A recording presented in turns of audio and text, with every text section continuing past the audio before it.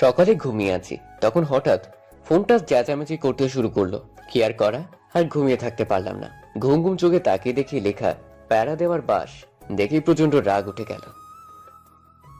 শান্তি নেই মায়ের জন্য, সারাটা দিন জ্বালায়, এত জ্বালায় তবুও শান্তি হয় না। আরে আপনারা আবার অন্য কিছু মনে করবেন না, এটা হচ্ছে আমার চাচাতো বোন, নাম মায়া। এর জ্বালাতনের কারণে লিখে রাখছি প্যারা দেওয়ার বাস। সারাদিন জ্বালায়, যেখানে যাই সেখানে। এ জ্বালায় ওয়াশরুমে গিয়েও শান্তি নাই। এদিকে ফোনটা বেজেই যাচ্ছে, আর ধরলাম না। ফোনটা সাইলেন্ট করে রেখে আবার শুয়ে পড়লাম। কিছুক্ষণ পর আমার বোনটা এসে ধাক্কাতে লাগলো আর বলল, ভাইয়া, ওই ভাইয়া, জলদি ওঠ, কথা আছে। দূর হয়ে যা শয়তান, এখন চোখের সামনে থেকে একটু ঘুমাতে দে আমায়। এখন না শুনলে আম্মু ঝাড়ু নিয়ে আসবে, এই বলে দিলাম। যদি ঝাড়ুর বাড়ি খেতে না চাস তাহলে উঠে পড়। এটা শুনে তাড়াতাড়ি ঘুম মামা চলে গেল। আমি আম্মু একটু ভয় পাই বেশি, কিন্তু আব্বুর সাথে বন্ধুর মতো ফ্রি। তখন আমি বললাম, বল, উঠে পড়ছি। আম্মু বলছে তোকে নিচে যেতে, জলদি গিয়ে শুনে আয়। ঠিক আছে, এখনই যাচ্ছি।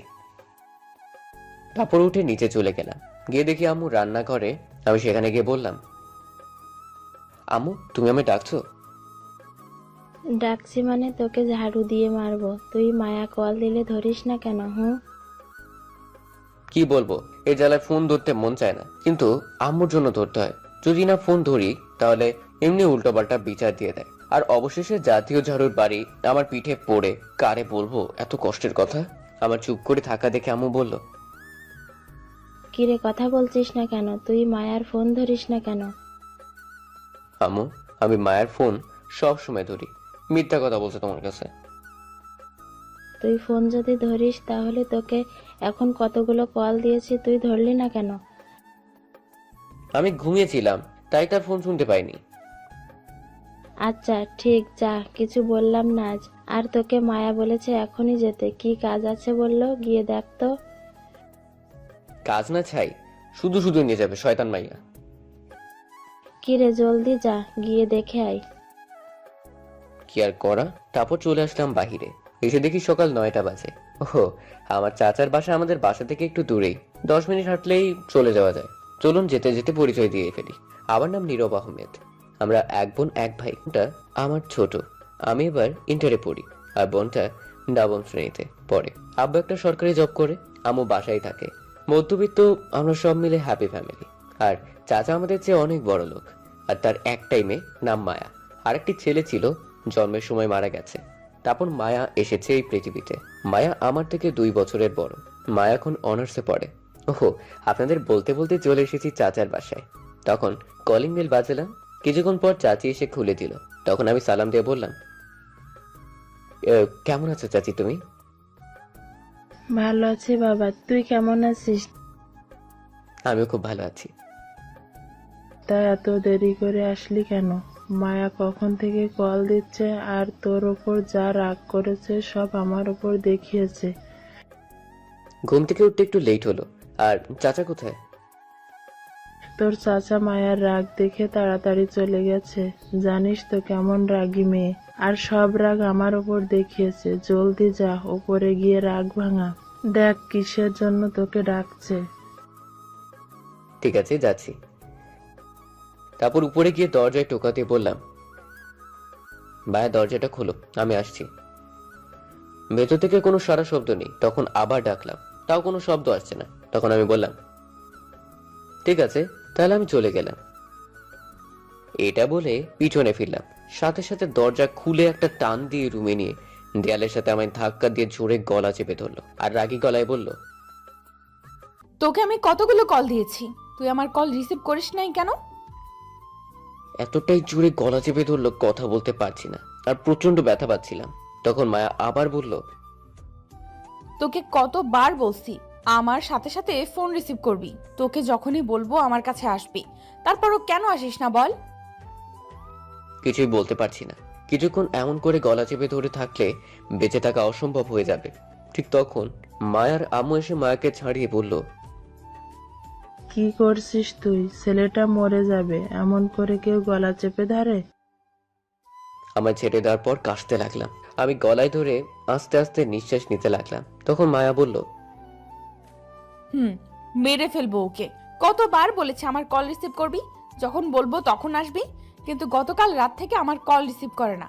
গতকাল রাতে আদিবাকে বলেছি ওকে পাঠিয়ে দিতে, কিন্তু বলার পর তাও আসলো না। সকালে কল দিয়েছি, রিসিভ করলো না। ছেলেটার কি ঘুম নেই চোখে? যখনই বলবি তখনই আসতে হবে। রাতে ঘুমাচ্ছিল তাই হয়তো আসেনি। আর এত ফোন দেওয়ার কি হয়েছে? তুমি চুপ করো, তোমায় কথা বলতে বলছি। তুমি তোমার ঘরে যাও। এটা বলে মায়া তার আম্মুকে তার আম্মু রুমে পাঠিয়ে দিল আর দরজা আটকে সে খাটে বসে রইল। আমি দেওয়ালের সাথে মিশে চুপ করে দাঁড়িয়ে আছি। নিচের দিকে তাকিয়ে কিছু বলার নেই। আমি সত্যিই গতকাল রাত থেকে ফোন রিসিভ করিনি। আমায় রাতে আদিবা বলেছে আসছে, কিন্তু আমি ইচ্ছে করে আসিনি। কিছুক্ষণ এভাবে যাওয়ার পর মায়া আমার দিকে তাকিয়ে দেখে আমি নিচের দিকে তাকিয়ে আছি। তখন আমায় বলল, কিরে চুপ করেছিস কেন? আমি চুপ করে নিচের দিকে তাকিয়ে আছি। কিরে কথা বল, রাগ করেছিস? হ্যাঁ, এত কষ্ট দিয়ে বলে রাগ করছে কিনা, শয়তান মাইয়া। খুব ব্যথা পাইছিস গলায়? না, ব্যথা পাইনি।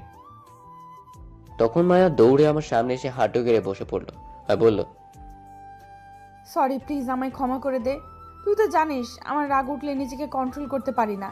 তুই যখন গতকাল আসিস নাই তখন খুব রাগ হয়েছিল, আর সকালে যখন আমার ফোন রিসিভ করিস নাই তখন আরও রাগ হয়েছিল। তাই রাগের মাথায় তোকে একটু বেশি জোরে গলা চেপে ধরে ফেলেছি। প্লিজ ক্ষমা করে দে। ঠিক আছে যাও, ক্ষমা করে দিলাম। সত্যি কথা বলছিস তুই? সত্যি কথা বলছি। তখন মায়া উঠে সাথে সাথে দুই গালে দুইটা কিস করে বলল, তুই ঘাটে বস, আমি একটু ওয়াশরুম থেকে আসছি। আমি মাথা নেড়ে হ্যাঁ বললাম। তারপর খাটে গিয়ে বসলাম। কিছুক্ষণ পর মায়া ওয়াশরুম থেকে বের হয়ে আসলো আর আমি তার দিকে তাকিয়ে দেখি অবাক হয়ে গেছি। নিজের কাছে কেমন জানি লজ্জা লাগছে আমার। আপনারা বুঝতে পারলে না তো বলছি কি হয়েছে। মায়া একদম শর্ট প্যান্ট আর গেঞ্জি পরে আসছে আমার সামনে। তখন মায়া আমার আরো কাছে আসলো। আমি সাথে সাথে চোখ বন্ধ করে দিয়েছি আর বললাম, এগুলো কি পরে আসছো তুমি আমার সামনে? জলদি যাও, এগুলো চেঞ্জ করে আসো। কেন, আমায় কি ভালো লাগছে না? চোখ দুটো খুলে ভালো করে দেখ। না, আমি চোখ খুলবো না, তুমি যাও, এগুলো চেঞ্জ করে আসো। তুই চোখ না খুললে আমি তোর সাথে অন্য কিছু করব। জলদি চোখ দুটো খুল। কি করবো আর, বিপদে পড়ে চোখ খুললাম আর অবাক হয়ে তাকিয়ে আছি। তখন মায়া বলল, কিরে এমন করে কি দেখছিস? আচ্ছা আমায় কেমন লাগছে এখন?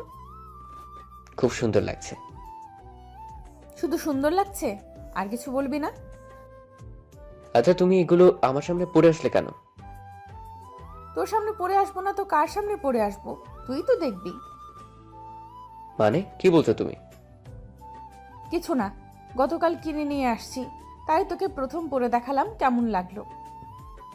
খুব বাজে, এগুলো আর কখনো পরবে না। আজ পরেছো, এতটুকুই থাক। তাহলে কি এটা ফেলে দিব?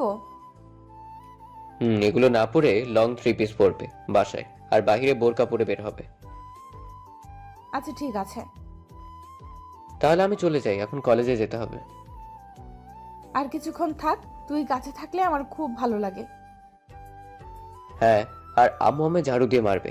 কলেজের সময় হয়ে যাচ্ছে, তুমি ভার্সিটি যাও। ঠিক আছে যা তাহলে, আর দুপুরে আমার সাথে দেখা করবি কল দিলে। আচ্ছা, পরে দেখা যাবে। তারপর আমি চলে আসতে যাব, তখন মায়া আমার হাতে ধরে এক টানে তার কাছে নিয়ে আসলো আর বলল, কি করেছে তোকে যেতে দেই, মন চাইছে না যে। এটা বলেই দুই গালে দুটি কিস করলো। তখন আমি বললাম, এটা কি করলে তুমি? এগুলো ঠিক হচ্ছে না। আমরা কিন্তু বলতে গেলে ভাই বোন।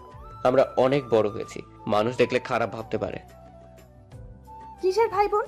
আমি তো সেগুলো কিছু ভাবি না, যে যাই ভাবতে থাকুক, আমি তোকে নিজের কাছে পেতে চাই। আমি চলে যাচ্ছি। তখন মায়া বলল, মায়া চলে যেতে তখন আমি নিচে আসলাম। আসার পর চাচিকে বললাম চলে যাচ্ছি। তখন চাচি বলল খেয়ে যেতে, কিন্তু আমি বললাম দুপুরে এসে খাবো। তারপর বাসায় এসে ফ্রেশ হয়ে রেডি হয়ে বের হয়ে পড়লাম কলেজে যাওয়ার জন্য। তখন সামনে দেখলাম জাহিদ যাচ্ছে। ওহো, জাহিদ আমার বন্ধু। আরো বন্ধু আছে, সাথে থাকুন, সব জানতে পারবেন। তখন আমি দৌড়ে গিয়ে বললাম, কিরে, তুই আমায় আজ একা রেখে চলে যাচ্ছিস? একবার ফোন করে তো বলতে পারতি। ফোনে টাকা নাই তাই ফোন দিতে পারিনি। আমি মনে করেছি তুই চলে গিয়েছিস। আচ্ছা চল, সময় কম। তারপর হেঁটে যেতে লাগলাম। আমরা যেই কলেজে পড়ি আমাদের বাসা থেকে অনেকটা দূরে। সিএনজি যেতে হয়, ভাড়া 10 টাকা নেয়। কিছু দূরে সিএনজি স্ট্যান্ড। তখন ভাবলাম দুজনের জন্য 2টা আইসক্রিম নেওয়া যাক, খেতে খেতে যাব। যে বাবা সেই কাজ, কিনে খেতে খেতে যাচ্ছিলাম। কিছু দূর যাওয়ার পর আমার জুতোর ফিতা খুলে গেল। তখন মুখে আইসক্রিম নিয়ে বাজছিলাম, হঠাৎ মায়া কোথা থেকে এসে আমার মুখ থেকে আইসক্রিম নিয়ে খেতে লাগলো আর বলল, যাক, তাহলে যা চাইলাম তা পেয়ে গেলাম। তারপর মায়া চলে গেল।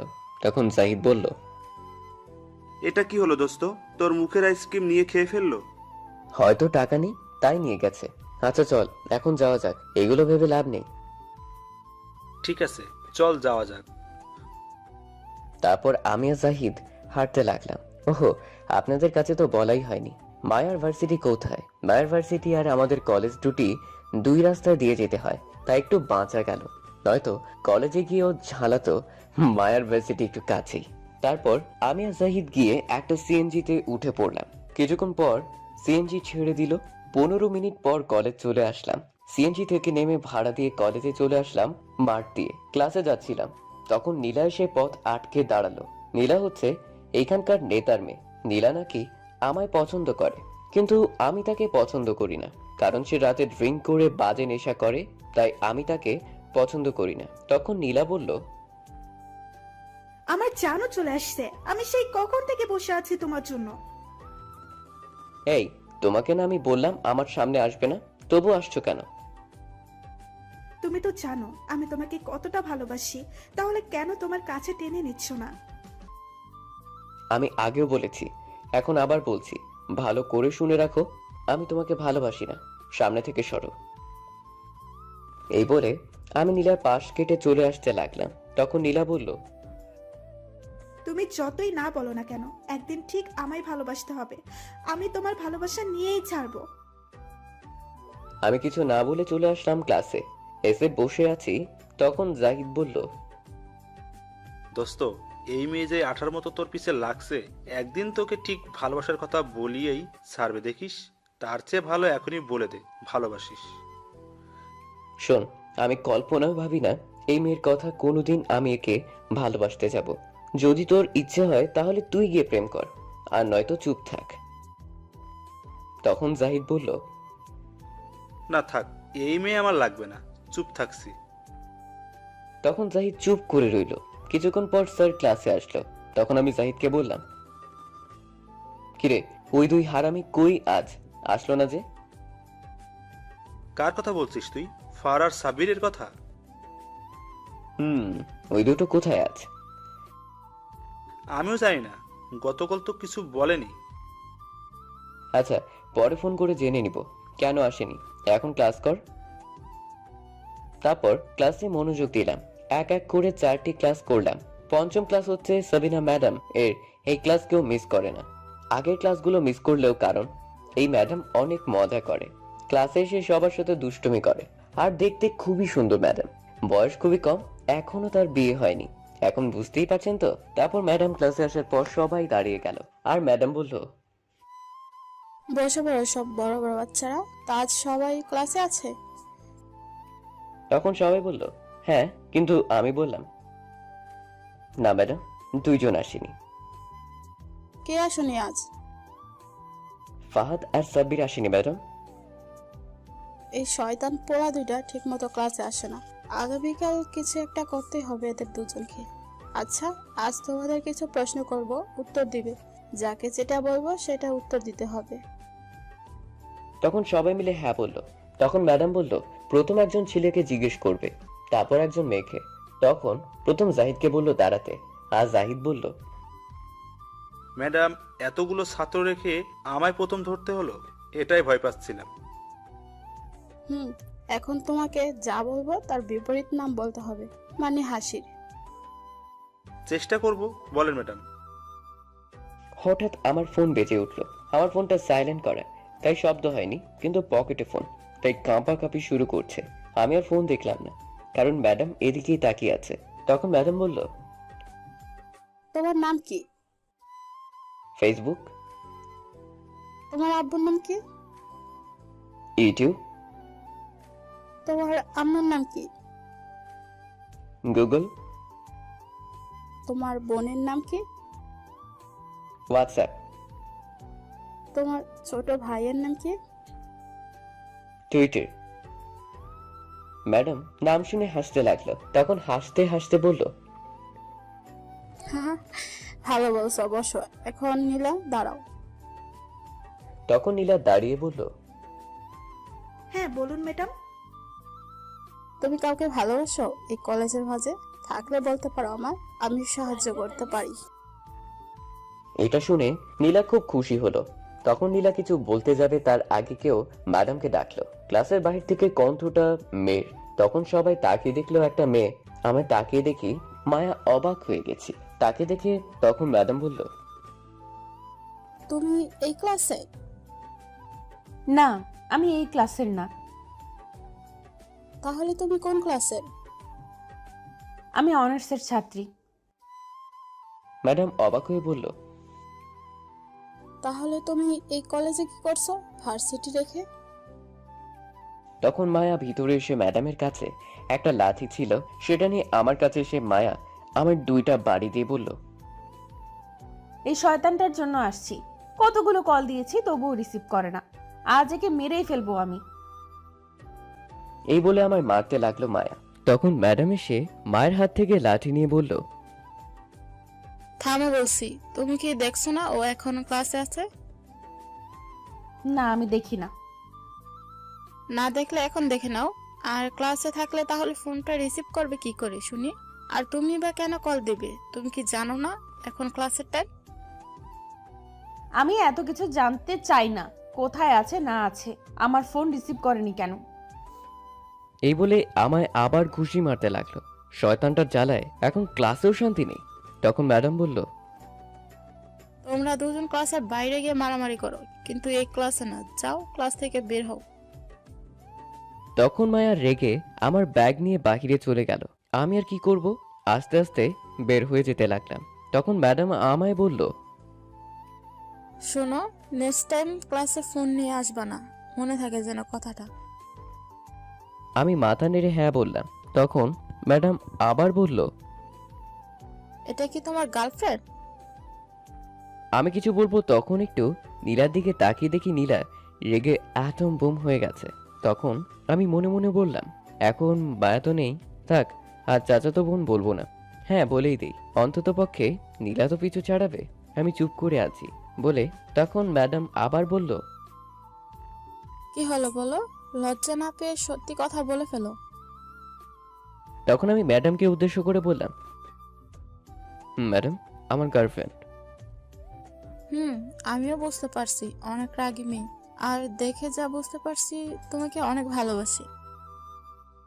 ম্যাডাম, এখন যাই আমি। আমি এই বলে ক্লাসের বাইরে চলে আসলাম। এসে দেখি মায়া কলেজ থেকে বের হয়ে যাচ্ছে। তখন আমি দৌড়ে মায়ের কাছে গিয়ে কিছু বলতে যাব, তখন মায়া আমায় আমার ব্যাগ দিয়ে মারতে লাগলো আর বলল, তোকে কতদিন বললাম আমার ফোন সাথে সাথে রিসিভ করবি, তবুও কেন রিসিভ করিস না? তখন আমি মায়াকে বললাম, তুমি ভার্সিটি রেখে কলেজ আসলে কেন? এটা আগে বলো, এখনো তোমার ক্লাস টাইম? আগে তুই বল আমার ফোন কেন রিসিভ করিসনি? যা বাবা, ক্লাসে কি করে ফোন রিসিভ করব? তুমি কি জানো না ক্লাসে ফোন নিয়ে যাওয়া নিষেধ? সেখানে কি করে কথা বলবো? কেন, তুই ফোন নিয়ে বাইরে চলে আসতি, তাহলে কি পায়ে ব্যথা করতো? আচ্ছা সরি সরি, এখন বলো কিসের জন্য কল দিলে আমায়? তখন মায়া আমার গলায় চেপে ধরে বলল, নেক্সট টাইম যেন আর না হয়, তাহলে কিন্তু তোর খবর আছে। তারপর ছেড়ে দিল আর বলল, আয়, আমার সাথে গেলেই বুঝতে পারবি কি জন্য। আমি মাথা নেড়ে হ্যাঁ বললাম। তারপর পিছু পিছু যেতে লাগলাম। কিছুটা সামনে গিয়ে একটা দোকান থেকে আইসক্রিম নিল। মায়া নিয়ে একটা ফাঁকা নির্জন জায়গায় নিয়ে গেল, গিয়ে বলল, এখানে বস। আমি মাথা নেড়ে হ্যাঁ বললাম আর বসে পড়লাম। তখন মায়া আমার হাতে আইসক্রিম নিয়ে বলল, এই আইসক্রিম তুই না কামড়িয়ে এই কিছুক্ষণ খাবি। তারপর আমায় দিবি, আমি খাবো। আমি মায়ের কথা শুনে অবাক হয়ে গেছি। তখন আমি বললাম, তুমি আমার মুখেরটা খাবে? হুম, খাবো।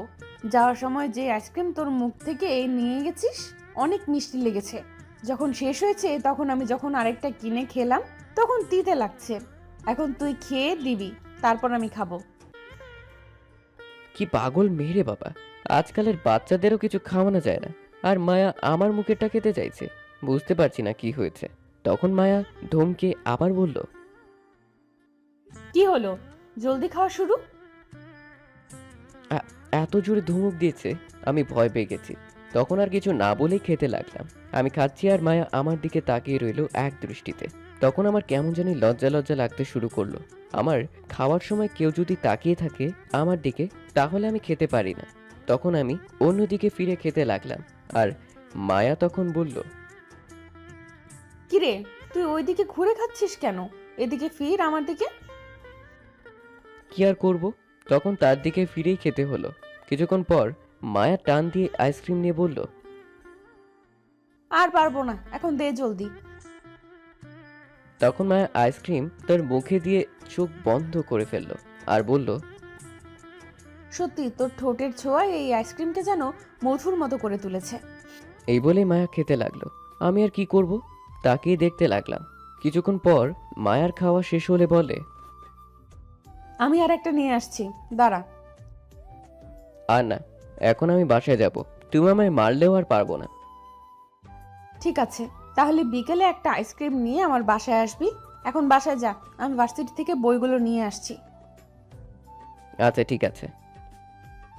তারপর আমি সেখান থেকে চলে আসলাম আর এসে একটা সিএনজিতে উঠে বসে বসে ভাবতে লাগলাম, মায়ের এমনটা করা কি ঠিক হচ্ছে? আমরা তো ভাই বোনের মতো, কিন্তু মায়া যে পাগলামি শুরু করছে, কেউ দেখে বলবে না আমার চাচাতো বোন? সবাই ভাবতে পারে গার্লফ্রেন্ড এতটা ঘনিষ্ঠ হওয়া উচিত নয়। মায়ের থেকে একটু দূরে থাকতে হবে আমার, তাহলে দুজনের নামে খারাপ কথা উঠবে। এমনি কি দুই পরিবারের ভাবতে ভাবতে চলে আসলাম। এসে সিএনজি থেকে নেমে ভাড়া দিয়ে বাসায় চলে আসলাম। এদিকে মায়া তার ভার্সিটি গিয়ে তার বইগুলো নিয়ে তার বান্ধবী অহনার সাথে আসছিল। তখন অহনা বলল, কিরে, তখন এত রেগে কোথায় গিয়েছিলি তুই? কোথায় আবার যাব, নীরবের কলেজে গিয়েছিলাম। শয়তানটা ফোন ধরছিল না। তখন অহনা অবাক হয়ে মায়াকে বলল, কি, তুই কলেজে গিয়েছিলি? কি করব বলো, শয়তানটা কি জাদু করেছে, থাকতেই পারি না না দেখে। এমনকি কথা না বললেও থাকতে পারি না। ও, বুঝতে পারছি, তুই ভালোবেসে ফেলছিস। আরো 1 বছর আগে থেকে ভালোবাসি। বলিস কি? তাহলে বলে ফেল। এখানেই তো সমস্যা বলতে গেলে, কারণ ও আমায় চাচাতো বোনের চোখে দেখে। এর চোখের নামে ইজ্জত পুরো থানায় মামলা করা দরকার। না, সেটাও করা যাবে না, তাহলে আমার থেকে দূরে চলে যাবে। ওহ, এই সমস্যা। শোন, তোকে আমি একটা প্ল্যান বলছি। তুই যদি এই কাজ করতে পারিস তাহলে 100% তোকে ভালোবাসবে। তাহলে জলদি বল। এখন না, আজ বিকেলে আমার বাসায় আসবি, তখন বলবো। আচ্ছা ঠিক আছে। আরেকটা কথা কি জানিস, আসার সময় আইসক্রিম খেয়েছি, ওর খাওয়া আইসক্রিম। তার মানে তুই তার খাওয়া এই আইসক্রিম খেতে গিয়েছিলি? কি করব বল, আমি নিজে কিনে খেতে গেলে তিতে লাগে, তাই গিয়েছি তার আইসক্রিম খেতে। মিষ্টি লাগে অনেক। তুই তো কিস করলেই হয়, আইসক্রিম না খেয়ে। এটা যদি এখন করতে যাই তাহলে রাগ করবে আর আমার সামনেই আসবে না। এখন তো বকা দিয়ে সামনে নিয়ে আসি, তখন আর আসবেই না। যে করেই হোক, যে কোনো কিছুর বিনিময়ে হোক, আমি ওকে আমার চাই। পাবি, চিন্তা করিস না। আজ বিকেলে আমার বাসায় আসবি কিন্তু। আচ্ছা ঠিক আছে, আসবো। এখন বাসায় যা, তোর বাসায় এসে গিয়েছিস। এ কি রে, আমরা এতটা পথ কথা বলে চলে আসছি। এখন বাসায় যা। আচ্ছা ঠিক আছে। তারপর মায়া চলে গেল তার বাসায়, আর অহনা চলল তার বাসার উদ্দেশ্যে। এদিকে আমি বাসায় আসার পর আম্মু আমায় দেখে বলল, কিরে আজ এত তাড়াতাড়ি চলে এলি কলেজ থেকে, কারণ কি? তখন আমি একটু মজা করে বললাম, এতদিন স্যার আমাদের ছুটি দিত, আজ আমরা স্যারদের তাড়াতাড়ি ছুটি দিয়ে চলে আসছি। তখন আম্মু একটু রাগী গলায় বলল, বুঝতে পারছি, ঝাড়ু নিয়ে আসা লাগবে। তখন আমি করুণ গলায় বললাম, কথায় কথায় এই জাতীয় ঝাড়ুর কথাটা বলো কেন? জানো ভয় লাগে, তবুও বলো। হয়েছে, এখন বল কি জন্য এত তাড়াতাড়ি চলে এলি কলেজ থেকে? তোমার জন্য দেখছি তাড়াতাড়ি বাসায়ও ফেরা যাবে না, আজ একটু তাড়াতাড়ি ছুটি দিয়েছে কলেজ থেকে। আচ্ছা ঠিক আছে, যা। আদিবা আসছে আম্মু? রুমে আছে। তারপর আমি আমার রুমে চলে আসলাম। এসেই ফ্রেশ হয়ে কিছুক্ষণ বসে রইলাম। আরও কিছুক্ষণ যাওয়ার পর বোন এসে খাবার খাওয়ার জন্য ডেকে গেল। তারপর আমি গিয়ে খাবার খেয়ে নিলাম। খেয়ে কিছুক্ষণ রেস্ট নিয়ে বিকেলে বাসা থেকে বেরিয়ে পড়লাম আড্ডা দিতে। তারপর জাহিদকে ফোন দিলাম, বললাম আমাদের আড্ডাখানায় আসতে। আমি গিয়ে বসে রইলাম। তার কিছুক্ষণ পর জাহিদ আসলো। এসেই বলল, তুই কখন আসলি? আসছি আরো অনেকক্ষণ আগে। এখনই 2 হারামিকে কল দিয়ে বল আসতে। আচ্ছা, সে না হয় দিচ্ছি, তার আগে তুই একটা কথা বল। বল, কি বলবো? শালা, তুই মায়ের সাথে প্রেম করিস আর আমি জানি না? আরে থাম, মারিস না। তুই ওটা সত্যি ভেবে নিয়েছিস? তো বিশ্বাস না করার কি হলো? তুই নিজেই তো বললি মায়া তোর গার্লফ্রেন্ড। আরে তখন এটা বলেছি যাতে নীলা আমার পিছু ছাড়ে। আর মায়া আমার গার্লফ্রেন্ড হতে যাবে কেন? মায়া আমার চাচাতো বোন, আমি বোনের মতো দেখি। দেখিস আবার বইয়ের মতো দেখিস না যেন। যে যুগ আসছে মামাতো বোনকে বিয়ে করছে, আর এখানে তো চাচাতো বোন কিছুই না। চুপ কর তো। আমি মায়াকে বোনের মতো দেখি, এগুলো কিছুই না, বুঝতে পারছিস? বুঝতে পারছি, আমি তো সত্যি মনে করেছি। তুই তো জানিস নীলা কেমন মেয়ে, আর আমি নীলাকে পছন্দ করি না। আর তাছাড়া দেখিস তো আমার জ্বালায় আমি না করেছি তবুও কথা শুনছে না। তাই ম্যাডাম যখন জিজ্ঞেস করলো আর না করলাম না, হ্যাঁ বলে দিলাম, কারণ নীলা এটা শুনে পিছু ছাড়বে আমার। নীলা কখনো তোর পিছু ছাড়বে না। নিশ্চয়ই পিছু ছাড়বে, এটা শুনতে যেহেতু পেরেছে। তুই ভাবলি কি করে তোর পিছু ছাড়বে এই মেয়ে? তুই জানিস কি হয়েছে তুই আসার পর? কেন, কি হয়েছে?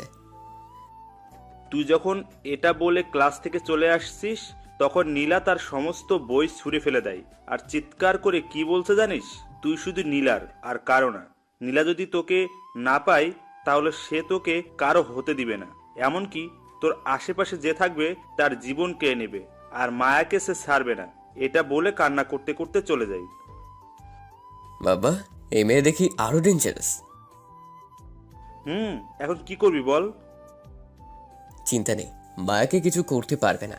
মায়ের সামনে গেলে মায়ের চুল কেটে দিবে। তার মামা হচ্ছে সেনাবাহিনীর মেজর। নীলার বাবার আর কতটুকু পাওয়ার। আরে আমি মায়ের কথা বলছি না, আমি তোর কথা বলছি। তোকে যদি উঠিয়ে নিয়ে যাই? আরে না, কিচ্ছু হবে না, দেখিস। দেখা যাবে।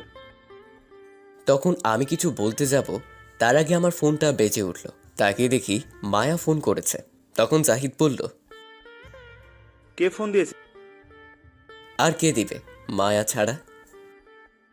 ও আচ্ছা, কথা বল।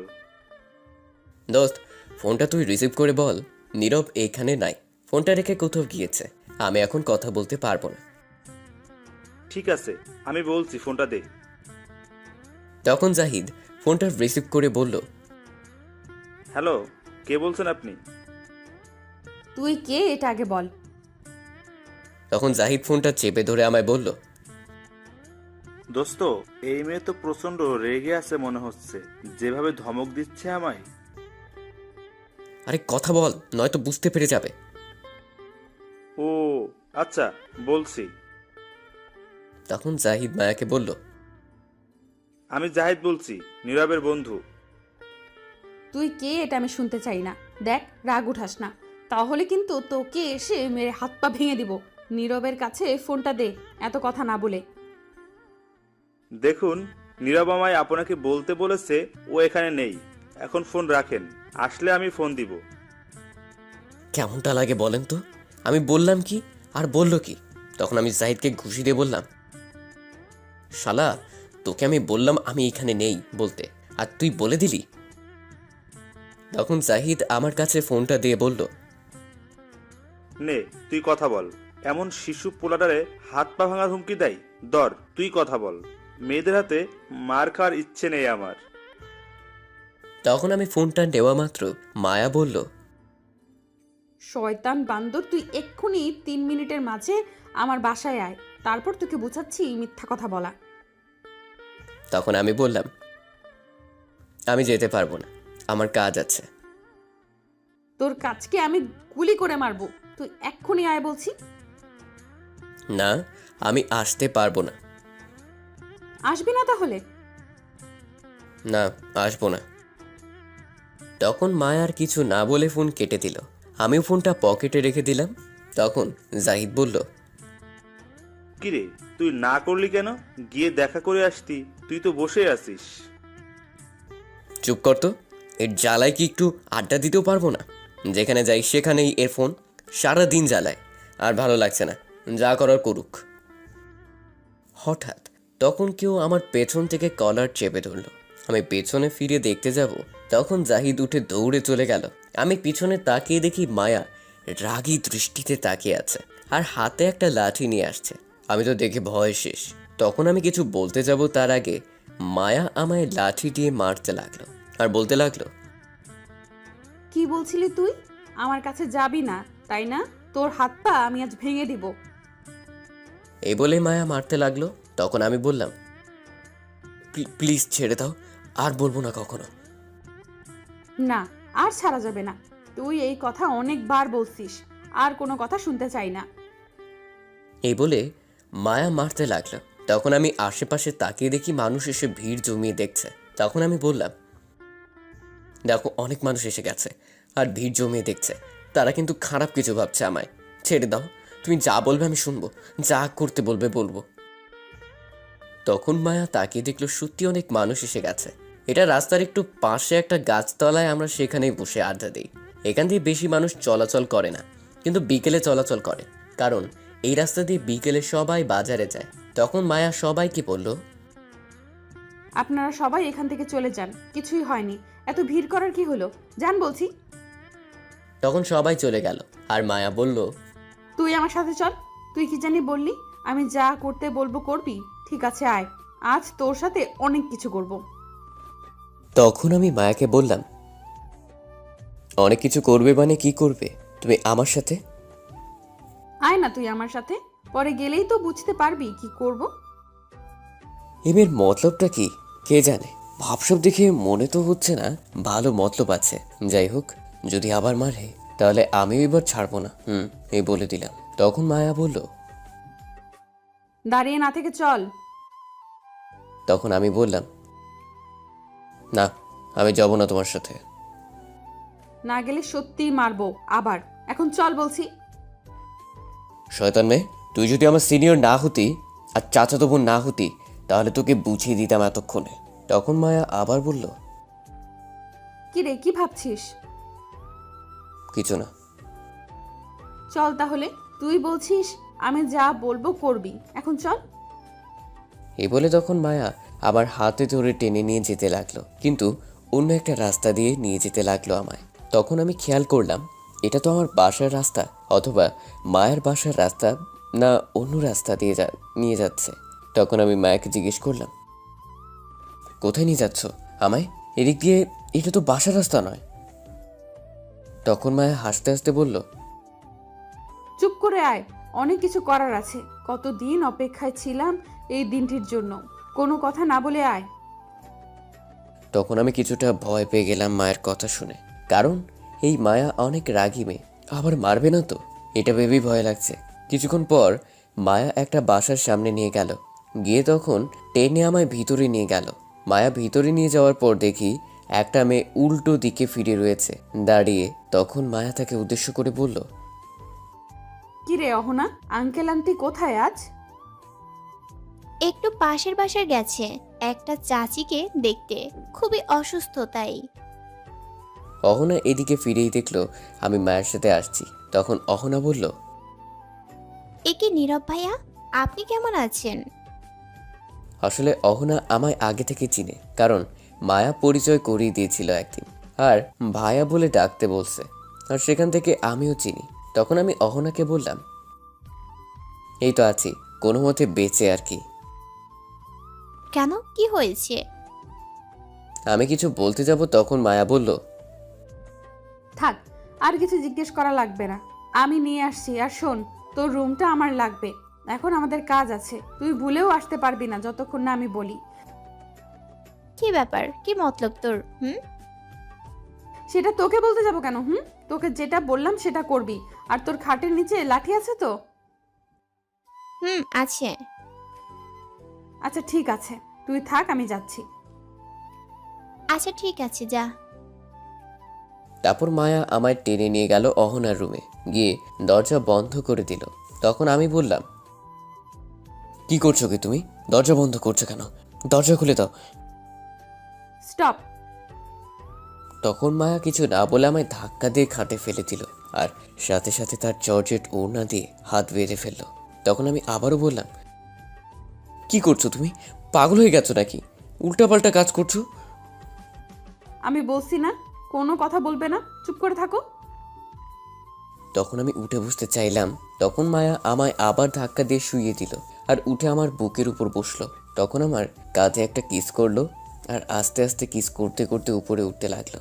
এক পর্যায়ে সারা মুখে কিস করতে লাগলো।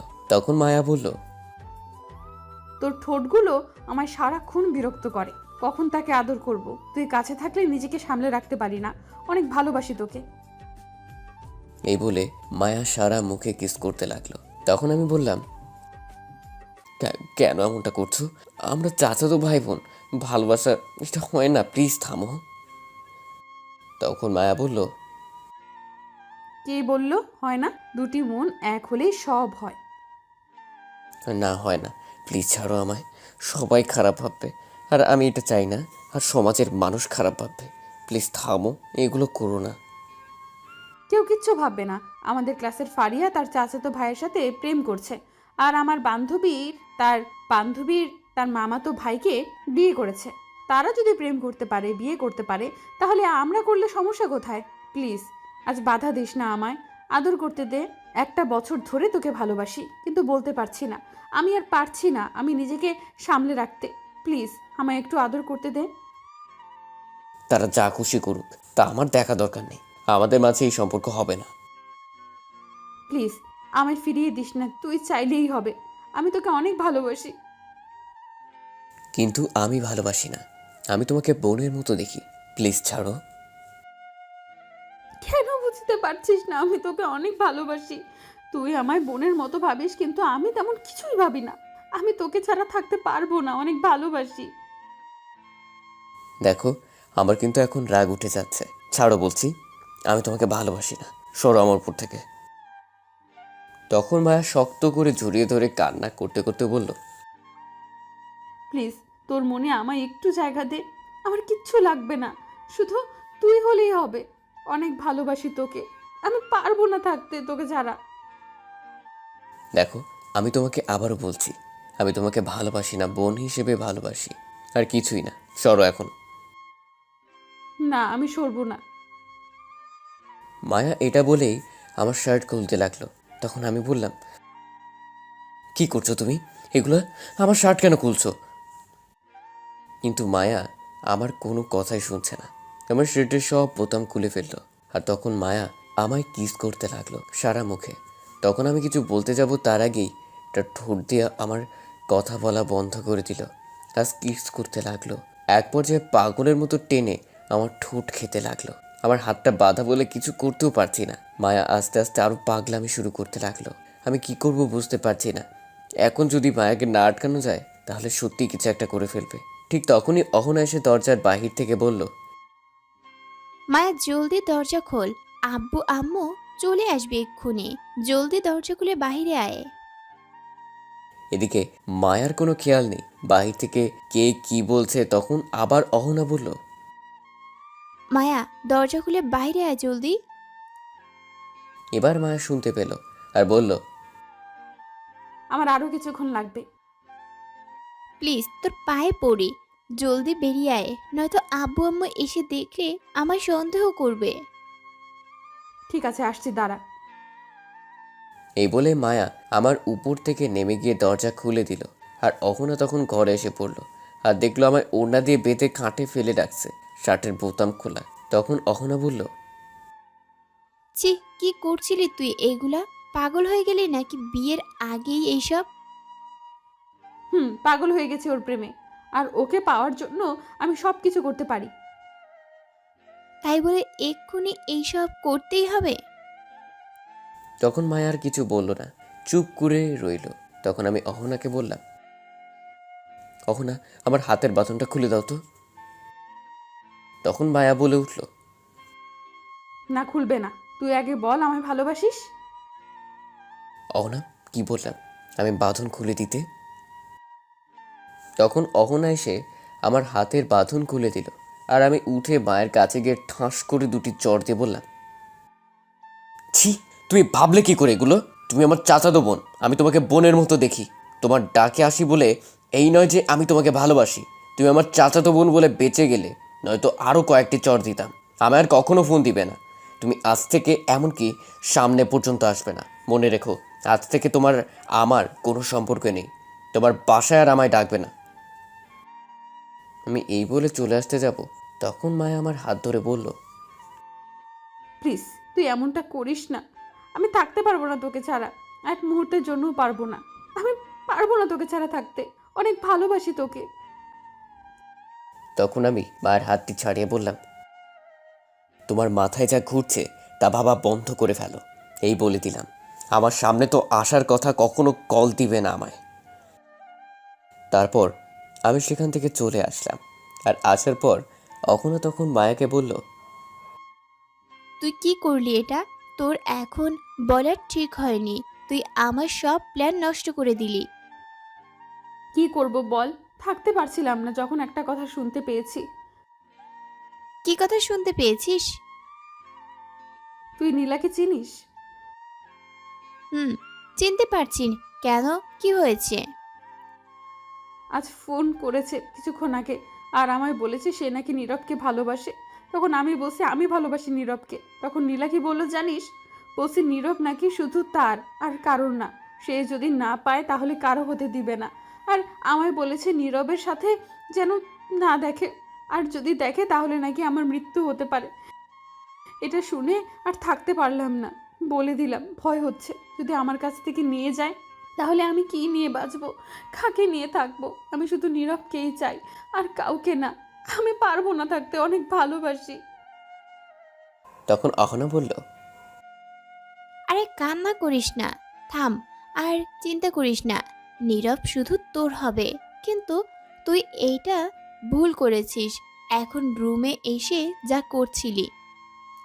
কি করব বল, রাজি হচ্ছে না। তাই ভাবলাম নিজের সবটা দিয়ে দেখি রাজি করতে পারি কিনা।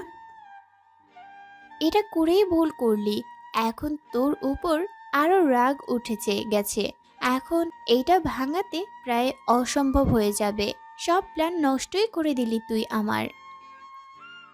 আমি কিছুই জানি না, আমার শুধু নীরবকে চাই। যে কোনো কিছুর বিনিময়ে সব কিছু করতে রাজি আমি। ঠিক আছে শোন, এখন আমি যা বলবো তাই করবি। যদি তুই সব ঠিকমতো করতে পারিস তাহলে নীরব তোর হবেই। বল, আমি সব কিছু করতে রাজি নীরবকে পাওয়ার জন্য। বল কি করতে হবে। ঠিক আছে, শোন তাহলে। গল্প শুনতে থাকেন, তাহলে সব আস্তে আস্তে জানতে পারবেন প্ল্যান কি ছিল। সব কিছু শুনে মায়া তখন বলল, ঠিক আছে, আমি সব কিছু করতে রাজি, সব করব পাওয়ার জন্য। কিন্তু এটা যদি না কাজ হয় তাহলে? এটা কাজ করবেই, চিন্তা করতে হবে না। কারণ আমিও এটা করেছি। আর আমার চাচাতো ভাইয়ের সাথে রিলেশন চলছে আমার। ওই শয়তান মেয়ে, তুই রিলেশন করছিস আগে বলিসনি কেন? ভেবেছিলাম বলবো বলবো, কিন্তু তুই তো আমার সাথে আর এই বিষয় নিয়ে কথা বলিসনি, তাই। আচ্ছা ঠিক আছে, দেখি তোর প্ল্যান কতটুকু কাজ করে, তাহলে আমি আগামীকাল থেকে কাজে লেগে পড়বো। তাই কর। আর ওই নীলাকে কিছু একটা করতে হবে। ওর কত বড় সাহস আমার জানকে আমার কাছ থেকে নিয়ে যাওয়ার হুমকি দেয়। আমি ওকে দেখে নিব। তা কি করবি তুই নীলাকে? তুই শুধু দেখ কি করি আমি নীলাকে। দেখি তুই কি করিস, তবে একটু তাড়াতাড়ি কিছু করিস, কারণ নীরব যেহেতু তোর উপর রেগে আছে, এখন তোর কাছ থেকে নিজেকে অনেক দূরে সরিয়ে নেবে। আর নীলা যেহেতু তোকে হুমকি দিয়েছে, তাহলে এই ফাঁকে নীলা তার কাজ করে যাবে, আর তোর থেকে বেশি এগিয়েও যাবে, আর নীলা নীরবকে পেয়েও যাবে। কখনো না, নীরব শুধু আমার, আর কারো না। এখানে আরেকটা চিন্তার বিষয় আছে। কি সেটা? যদি নীলা তার আব্বু আম্মুকে নিয়ে নীরবের বাসায় যায় বিয়ের কথা বলতে, তাহলে কি হবে? আরে এই চিন্তা নেই, আসলেও কিছু হবে না, আমি মামাকে দিয়ে তাদের দেখে নিব। ও আচ্ছা। আর ওর কত বড় সাহস আমায় ফোন করে হুমকি দেয়। আর নীরব নাকি শুধু ওর, আমি নাকি নীরবকে ভুলে যেতে, যেখানে আমি না দেখে একদিন থাকতে পারি না, সেখানে আমায় হুমকি দিয়ে সারা জীবনের জন্য নিয়ে চলে যাবে। এটা কখনো হবে না, ও আমার জান। আচ্ছা, এই টপিক এখন থাক, আমি যা বললাম তা করতে থাক আগামীকাল থেকে, তাহলে দেখবি পাখি নিজে থেকে এসে ধরা দেবে। এখন আয় একটু ফুচকা খেয়ে আসি, আব্বু আম্মু চলে আসছে মনে হয়। এখন ফুচকা খেতে যাবি? চল। কিন্তু আমার তো ফুচকা খেতে মন চাইছে না। তাহলে কি খেতে মন চাইছে? আমার মন চাইছে ওর ঠোঁট খেতে, কত মিষ্টি ঠোঁট, আহ কি টেস্ট। শয়তান মেয়ে কোথাকার, তোর কি একটু লজ্জা নেই? যা বাবা, লজ্জার কি হলো? এইখানে যেটা সত্যি সেটা বললাম, তুই যাই বলিস। আমার ওর ঠোঁট হলে আর কিচ্ছু লাগবে না, সারাদিন ঠোঁট খেতে পারলেই হবে। থাক আর বলিস না, চল তুই এখন, তুই ফুচকা না খেলেও আমি খাবো, আমার সাথে চল। আচ্ছা ঠিক আছে চল। তারপর দুজন বেরিয়ে গেল রুম থেকে। রুমের বাইরে এসে দেখে অহনার আব্বু আম্মু বসে আছে। তখন অহনা তার আব্বু আম্মুর সাথে কথা বলে বাসার বাইরে চলে আসলো মায়াকে নিয়ে, আর ফুচকা খাওয়ার উদ্দেশ্যে যেতে লাগলো ফুচকার দোকানে। অহনার বাসা থেকে বেশি দূরে না, একটু সামনেই ফুচকার দোকান আছে। তারা ফুচকা খাওয়ার উদ্দেশ্যে যেতে লাগলো। এদিকে আমি অহনাদের বাসা থেকে বেরিয়ে আমার বাসায় যেতে লাগলাম, আর মনে মনে ভাবতে লাগলাম, ছি, মায়া আমার সাথে এমনটা করবে আমি ভাবতেও পারিনি। আমরা তো ভাই বোনের মতো, তাহলে কেন এমনটা করছে মায়া? যেটা ভয় পাচ্ছিলাম সেটাই হলো। আম্মু আব্বু যদি জানতে পারে চাচাতো বোনের সাথে এরকম সম্পর্কে জড়ানো হচ্ছিল, তাহলে আমার উপর রাগ ঝাড়বে, আর সবাই জানার পর মান সম্মান সব শেষ হয়ে যাবে, আর সবশেষে দুই পরিবারের সম্পর্ক নষ্ট হয়ে যাবে। আর আমি কখনো পারবো না এমনটা করতে। আজ থেকে আর মায়ের বাড়িতে যাব না, এমনি গিয়ে তার মুখটাও দেখবো না। এই বলে বাসায় চলে আসছিলাম, তখনই ফোনটা বেজে উঠল। তাকে দেখি অপরিচিত নাম্বার। তখন ফোন রিসিভ করার পর সালাম দিলাম। ওপাশ থেকে সালামের উত্তর নিয়ে বলল, কেমন আছো আমার মিষ্টি বর? তখন আমি রাগী গলায় বললাম, ফাজলামো রেখে বলেন কে আপনি, নয়তো ফোন কেটে দিলাম। আরে এত রাগ করো কেন তুমি? আমি নীলা। ও আচ্ছা, তাহলে তুমি। আর আমায় কেন ফোন দিলেন এখন? আমি ফোন দিব না তো কে দিবে? তুমি আমার মিষ্টি বর। না, ফালতু কথা শোনার সময় নাই এখন, ফোন রাখো। কি ব্যাপার আজ এত রেগে আছো যে? কারণ কি? তুমি যতই রাগ করো আর আমার কাছ থেকে দূরে থাকো, আমি তো তোমাকে আমার করেই নিব। আরো কিছু বলার আছে? আর ওই মায়ের কাছ থেকে 100 হাত দূরে থাকবে, ভুলেও ওর কাছে যাবে না, আর কোনো মেয়ের দিকে তাকাবে না, এই বলে দিলাম। আমি কার কাছে যাব না যাব, কার দিকে তাকাবো না তাকাবো সেটা আমার ব্যাপার, তোমাকে নাক গলাতে বলিনি। আমার ফোনে আর কল দিবে না, এই বলে দিলাম। তুমি চাই বলো, তা আমার কিচ্ছু যায় আসে না, আমি শুধু তোমাকে চাই। আর একটা কথা, আমি আমার আব্বুকে তোমাদের বাড়িতে পাঠাবো বিয়ের কথা বলতে খুব তাড়াতাড়ি। এই বলে নীলা ফোন কেটে দিল। আমি আর কিছু না ভেবে বাসায় চলে আসলাম। এসে রুমে গিয়ে শুয়ে রইলাম। রাতে বোন এসে খাবার খাওয়ার জন্য ডেকে গেল। আমি খাবার খেয়ে সোজা রুমে চলে আসলাম। এসে ফোন বন্ধ করে ঘুমিয়ে গেলাম। ওদিকে মায়া খাবার খেয়ে তার রুমে গিয়ে আমায় ফোন দিতে গিয়ে দেখলো ফোন বন্ধ। তখন মায়া মনে মনে হাজারটা বকা দিয়ে শুয়ে পড়ল। সকালে মায়া একটু জলদি উঠে গেল। উঠে ফ্রেশ হয়ে মনে মনে বলতে লাগলো, মায়া, তোর ভালোবাসাকে পাওয়ার মিশন শুরু আজ থেকে। তাহলে প্রথম কাজটা শুরু করি এখন। আগে একটু জানটাকে দেখে তারপর বাকি কাজ করব। এই বলে মায়া নিচে আসলো। তখন মায়ের আম্মু মায়াকে দেখে অবাক হয়ে বলল, এটা আমি কাকে দেখছি? না, এটা হতে পারে না, এটা নিশ্চয়ই স্বপ্ন দেখছি। তখন মায়া তার আম্মুকে বলল, কি উল্টা পাল্টা বলছো মা? তুই কি সত্যি আমার মেয়ে মায়া? এখন দাঁড়িয়ে আছিস? তো তোমার কি মনে হয় আমি ভূত? না, তা নয়, দাঁড়া, একটা চিমটি কেটে দেখছি। তখন মায়ের আম্মু তার নিজের শরীরে চিমটি কেটে বলল, না, ব্যথা পেয়েছি, তার মানে সত্যি। তখন মায়া কিছু বলতে যাবে তার আগেই মায়ের আব্বু এসে তখন বলল, কি সত্যি মায়ার আম্মু? দেখো তো এটা কে?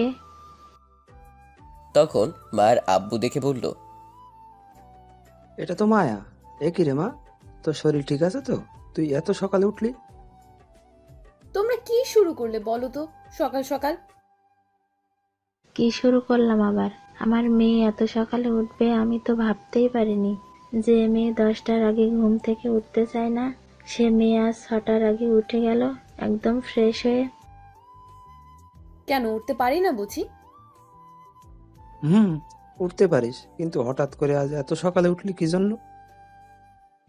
একটু কাজ আছে, নীরবের বাসায় যেতে হবে। এত সকালে তাই বলে? কিছুক্ষণ পর এসে তারপর ভার্সিটি যাব। কি এমন কাজ বলতো? এত কারণ জিজ্ঞেস করো কেন?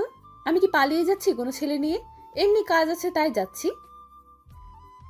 আরে এত রাগ করার কি আছে? যা, তাড়াতাড়ি চলে আসবি। কি রাগী মেয়ে দেখছো, কিছুই বলা যায় না। তোমার মতো হয়েছে একদম। আমার চেয়েও বেশি রাগী হয়েছে। তখন মায়া বলল, আমি যাচ্ছি এখন। তারপর মায়া চলে আসলো বাসা থেকে বেরিয়ে। এসে হাঁটতে হাঁটতে চলে আসলো আমার বাসায়। তখন এসে দেখলো আম্মু উঠে বসে আছে। তখন আম্মু মায়াকে দেখে বলল, আরে মায়া, এত সকালে কেমন আছিস? ভালো, তুমি কেমন আছো? ভালো। তা আজ আমাদের বাড়িতে এত সকালে কি মনে করে? কেন আসতে পারি না? আরে পাগলি, মন খারাপ করছিস কেন? তুই তো আর আমাদের বাসায় আসতে চাস না, তাই বললাম। কেন আসতে পারবি না? এটা তো তোর বাড়ি, যখন খুশি আসবি। এখন থেকে প্রতিদিন আসবো। আয়, ঘরে বস। এখনো কেউ ওঠেনি।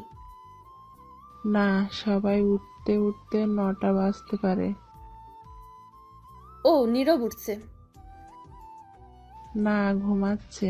এত সকালে উঠবে নীরব? আর মানুষ পেলি না কেন? কি হয়েছে? একটু কাজ আছে ওর সাথে। ও আচ্ছা, তাহলে তুই গিয়ে তোল। আমি একটু পাশের বাসায় যাচ্ছি। কিছুক্ষণ আগে এসে বললো একটু যেতে। গিয়ে শুনে আসি। তুই থাকিস, আমি আসছি 10 মিনিটের মাঝে। ঠিক আছে, যাও। আমি গিয়ে তুলছি নীরবকে এক্ষুনি। তখন আম্মু চলে গেল আর মায়া চলে আসলো। এসে দেখে আমার রুমের দরজা খোলা। তখন মায়া বলল, বাহ, ভালোই হয়েছে, রুমের দরজাটা খোলা রেখেছে। তখন মায়া রুমে গিয়ে দেখে আমি ঘুমিয়ে আছি। তখন মায়া দরজা বন্ধ করে বলল, ইস, কি কিউট লাগছে ঘুমের মধ্যে। মন চাইছে এক্ষুনি গিয়ে বুকে মাথা রেখে শক্ত করে জড়িয়ে ধরে চুপটি করে ঘুমিয়ে পড়তে। এই বলে মায়া আরো কাছে গিয়ে দাঁড়ালো আর এক দৃষ্টিতে তাকিয়ে রইল কিছুক্ষণ। তাকিয়ে হঠাৎ ঠোঁটের দিকে চোখ গেল। তখন মায়া তার ঠোঁটে কামড় দিয়ে বলল, ইস, এত মিষ্টি ঠোঁট, আমার দেখলেই নিজেকে সামলে রাখতে পারি না। কি করি এখন? দুষ্টু মন বলছে খেতে, ঠোঁট তোমায় ডাকছে। কি করি এখন? এই বলে মায়া তাকিয়ে রইল কিছুক্ষণ, যাওয়ার পর বলল, আর পারছি না নিজেকে সামলে রাখতে। যা হওয়ার হবে, আগে ঠোঁট খেয়ে নেই। তখন মায়া আমার গেঞ্জি দিয়ে পা বাঁধল আর তার ওড়না দিয়ে হাত বাঁধল, বেঁধে আমার বুকে বসে পড়ল। তখন আমার সাথে সাথেই ঘুম ভেঙে গেল। আর তাকিয়ে দেখি মায়া বসে আছে আমার উপর।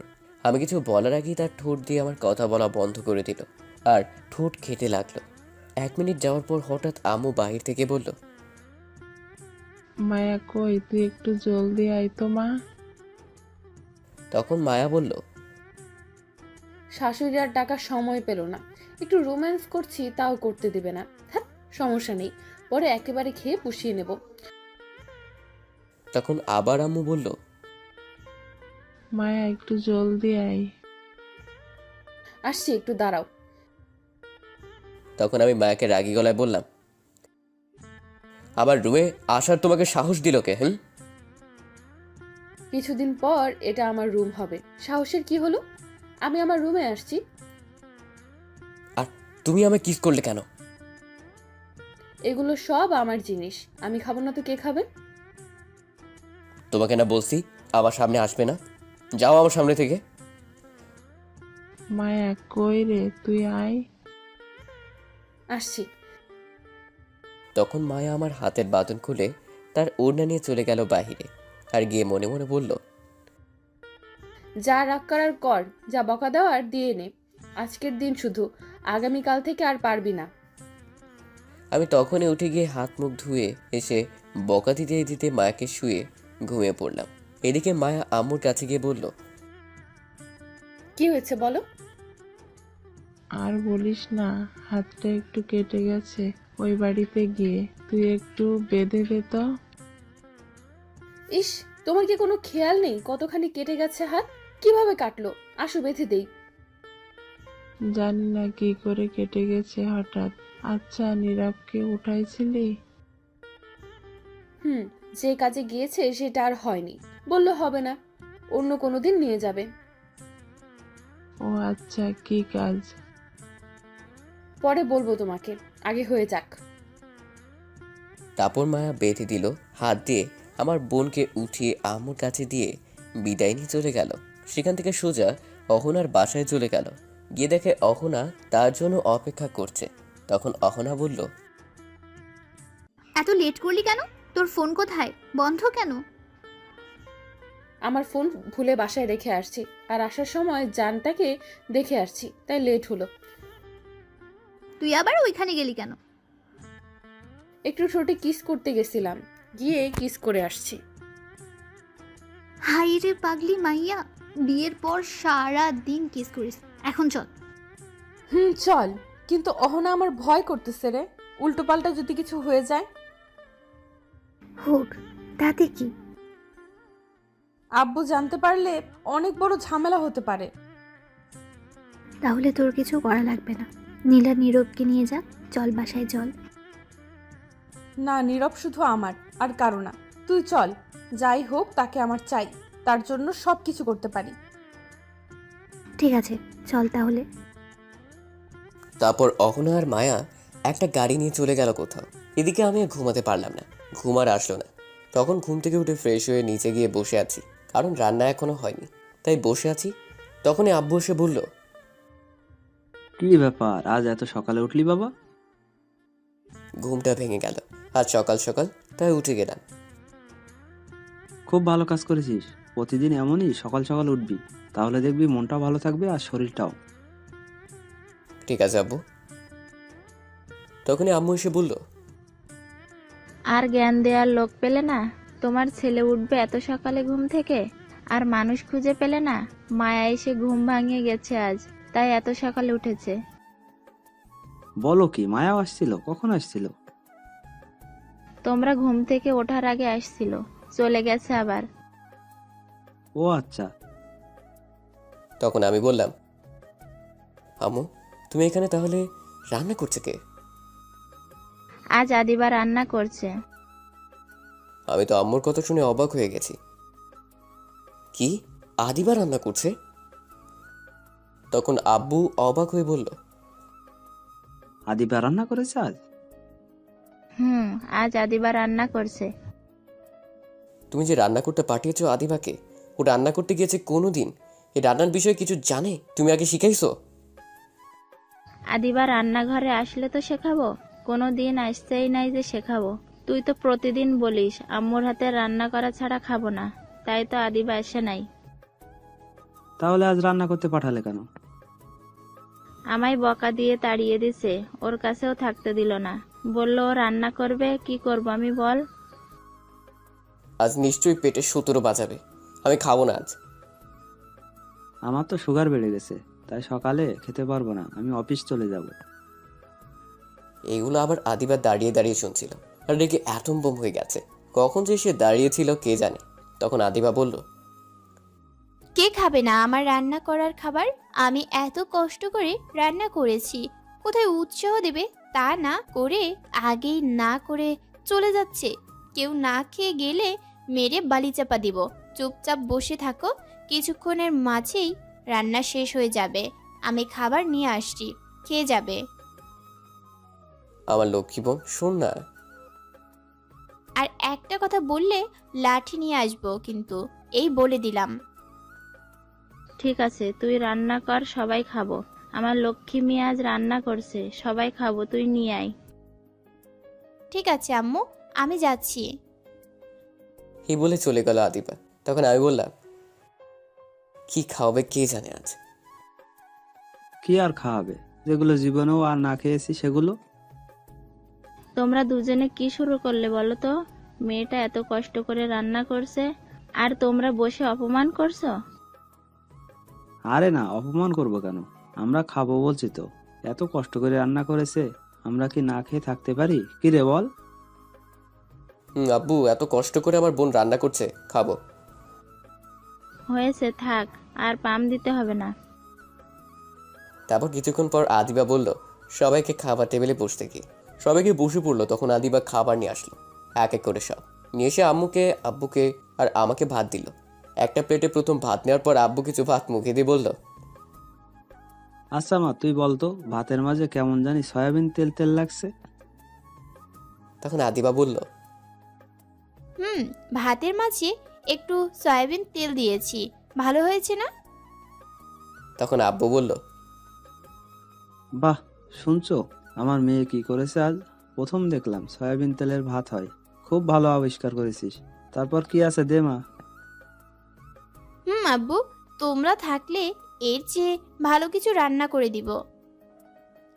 আম্মু তো ভাত নিয়ে নাড়াচাড়া করতে লাগলো চুপ করে। আর আমি তো সয়াবিন তেলের ভাত দেখে আরো আগেই শেষ। তখন আদিও আমার ভাতে ডিম ভাজা দিল, সবার ভাতেই দিল। তখন চিন্তা করলাম সয়াবিন তেল তো কিছু হবে না, খাওয়া যাবে।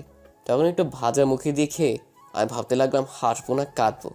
তখন আমি বললাম, বোন রে, ডিম ভাজা কি দিয়েছিস সেগুলা?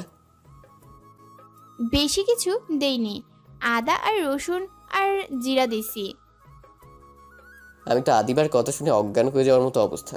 তখন নিজেকে সামলে বললাম, আদা রসুন আর জিরা দিয়ে ডিম ভাজা হয়? আগে তো জানতাম না। যাক, হাত বোন জানিয়ে দিল। তখন আব্বুর দিকে তাকিয়ে দেখে এখনই কান্না করে দিবে। তখন আব্বু বলল, আর কি রান্না করলি মা? আর মাছ ভর্তা।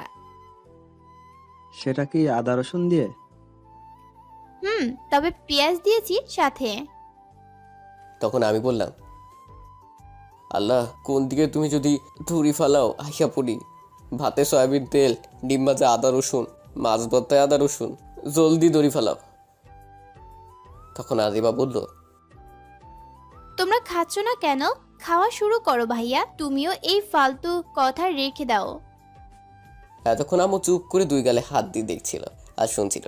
তখন আম্মু বলল, শোন মা, তুই যেগুলো রান্না করেছিস সেগুলো একটাও খাওয়ার যোগ্য না, সবগুলো নষ্ট করেছিস। কিছু রান্না করতে গেলে আগে শিখে নিবি, না জেনে কখনো রান্না করবি না। যেটা না পারিস সেটা করতে যাবি না। তোকে আমি না করার পরও গিয়ে করেছিস। এগুলো খেলে সোজা হাসপাতালে যেতে হবে। আমি বুঝতে পারছি আম্মু, ভুল হয়েছে। আমার রান্না না শিখে যাওয়া আমি মনে করেছি একদম সহজ। সরি। এখন থেকে আমি রান্না করলে দেখবি কি করে রান্না করি, তাহলে শিখে যাবি। আচ্ছা ঠিক আছে আম্মু। তখন আমি বললাম, আজ সকালে খাওয়া হলো না আর। আজ কষ্ট করে হোটেলে খেয়ে নিস বাবা। তখন আব্বু বলল, আর আমি কি করব? তোমার তো সুগার বেড়ে গেছে, তোমার না খেলেও চলবে। ঠিক আছে, কি আর করা, ভাবছিলাম কিছু খাবো কিন্তু আর খাবো না। এখন তুমি অফিসে যাও। আর নীরব, তুই কলেজে যা। আদিবা আজ যাওয়ার দরকার নেই, কাজ আছে বাসায়। ঠিক আছে। তারপর আমি রুমে এসে রেডি হয়ে ব্যাগটা নিয়ে বেরিয়ে পড়লাম। জাহিদকে ফোন করে বলে দিলাম কলেজ চলে আসতে, সেখানে দেখা হবে। তারপর আমি গিয়ে একটা হোটেলে কিছু খেয়ে নিলাম, খেয়ে কলেজ চলে আসলাম। ততক্ষণে জাহিদ কলেজ চলে আসছে। জাহিদ মাঠের এক কোণায় বসেছিল। আমি কাছে যাওয়ার পর জাহিদ বলল, আসছিস দোস্ত তুই? আসছি। দোস্ত, আজ নীলা আসেনি কলেজে? খুব ভালো হয়েছে আজ আসেনি, নজর জালেই মারতো আজ। হয়তো বা। কি করলি, কোথাও গিয়েছিলি নাকি? লেট হলো আসতে? না কিছু করেনি, হোটেলে খেয়ে আসছি। কেন, বাসায় রান্না করেনি আজ? রান্না করছে কিন্তু বোন করছে। আজ যেই রান্না করছে আমার বাপও খায়নি এই রান্না। কি এমন রান্না করেছে বলতো শুনি? তখন আমি সব খুলে বললাম। জাহিদ শুনে হাসতে হাসতে মাটিতে শুয়ে পড়লো। তখন আমি ঘুষি দিয়ে বললাম, শালা হাসা বন্ধ কর।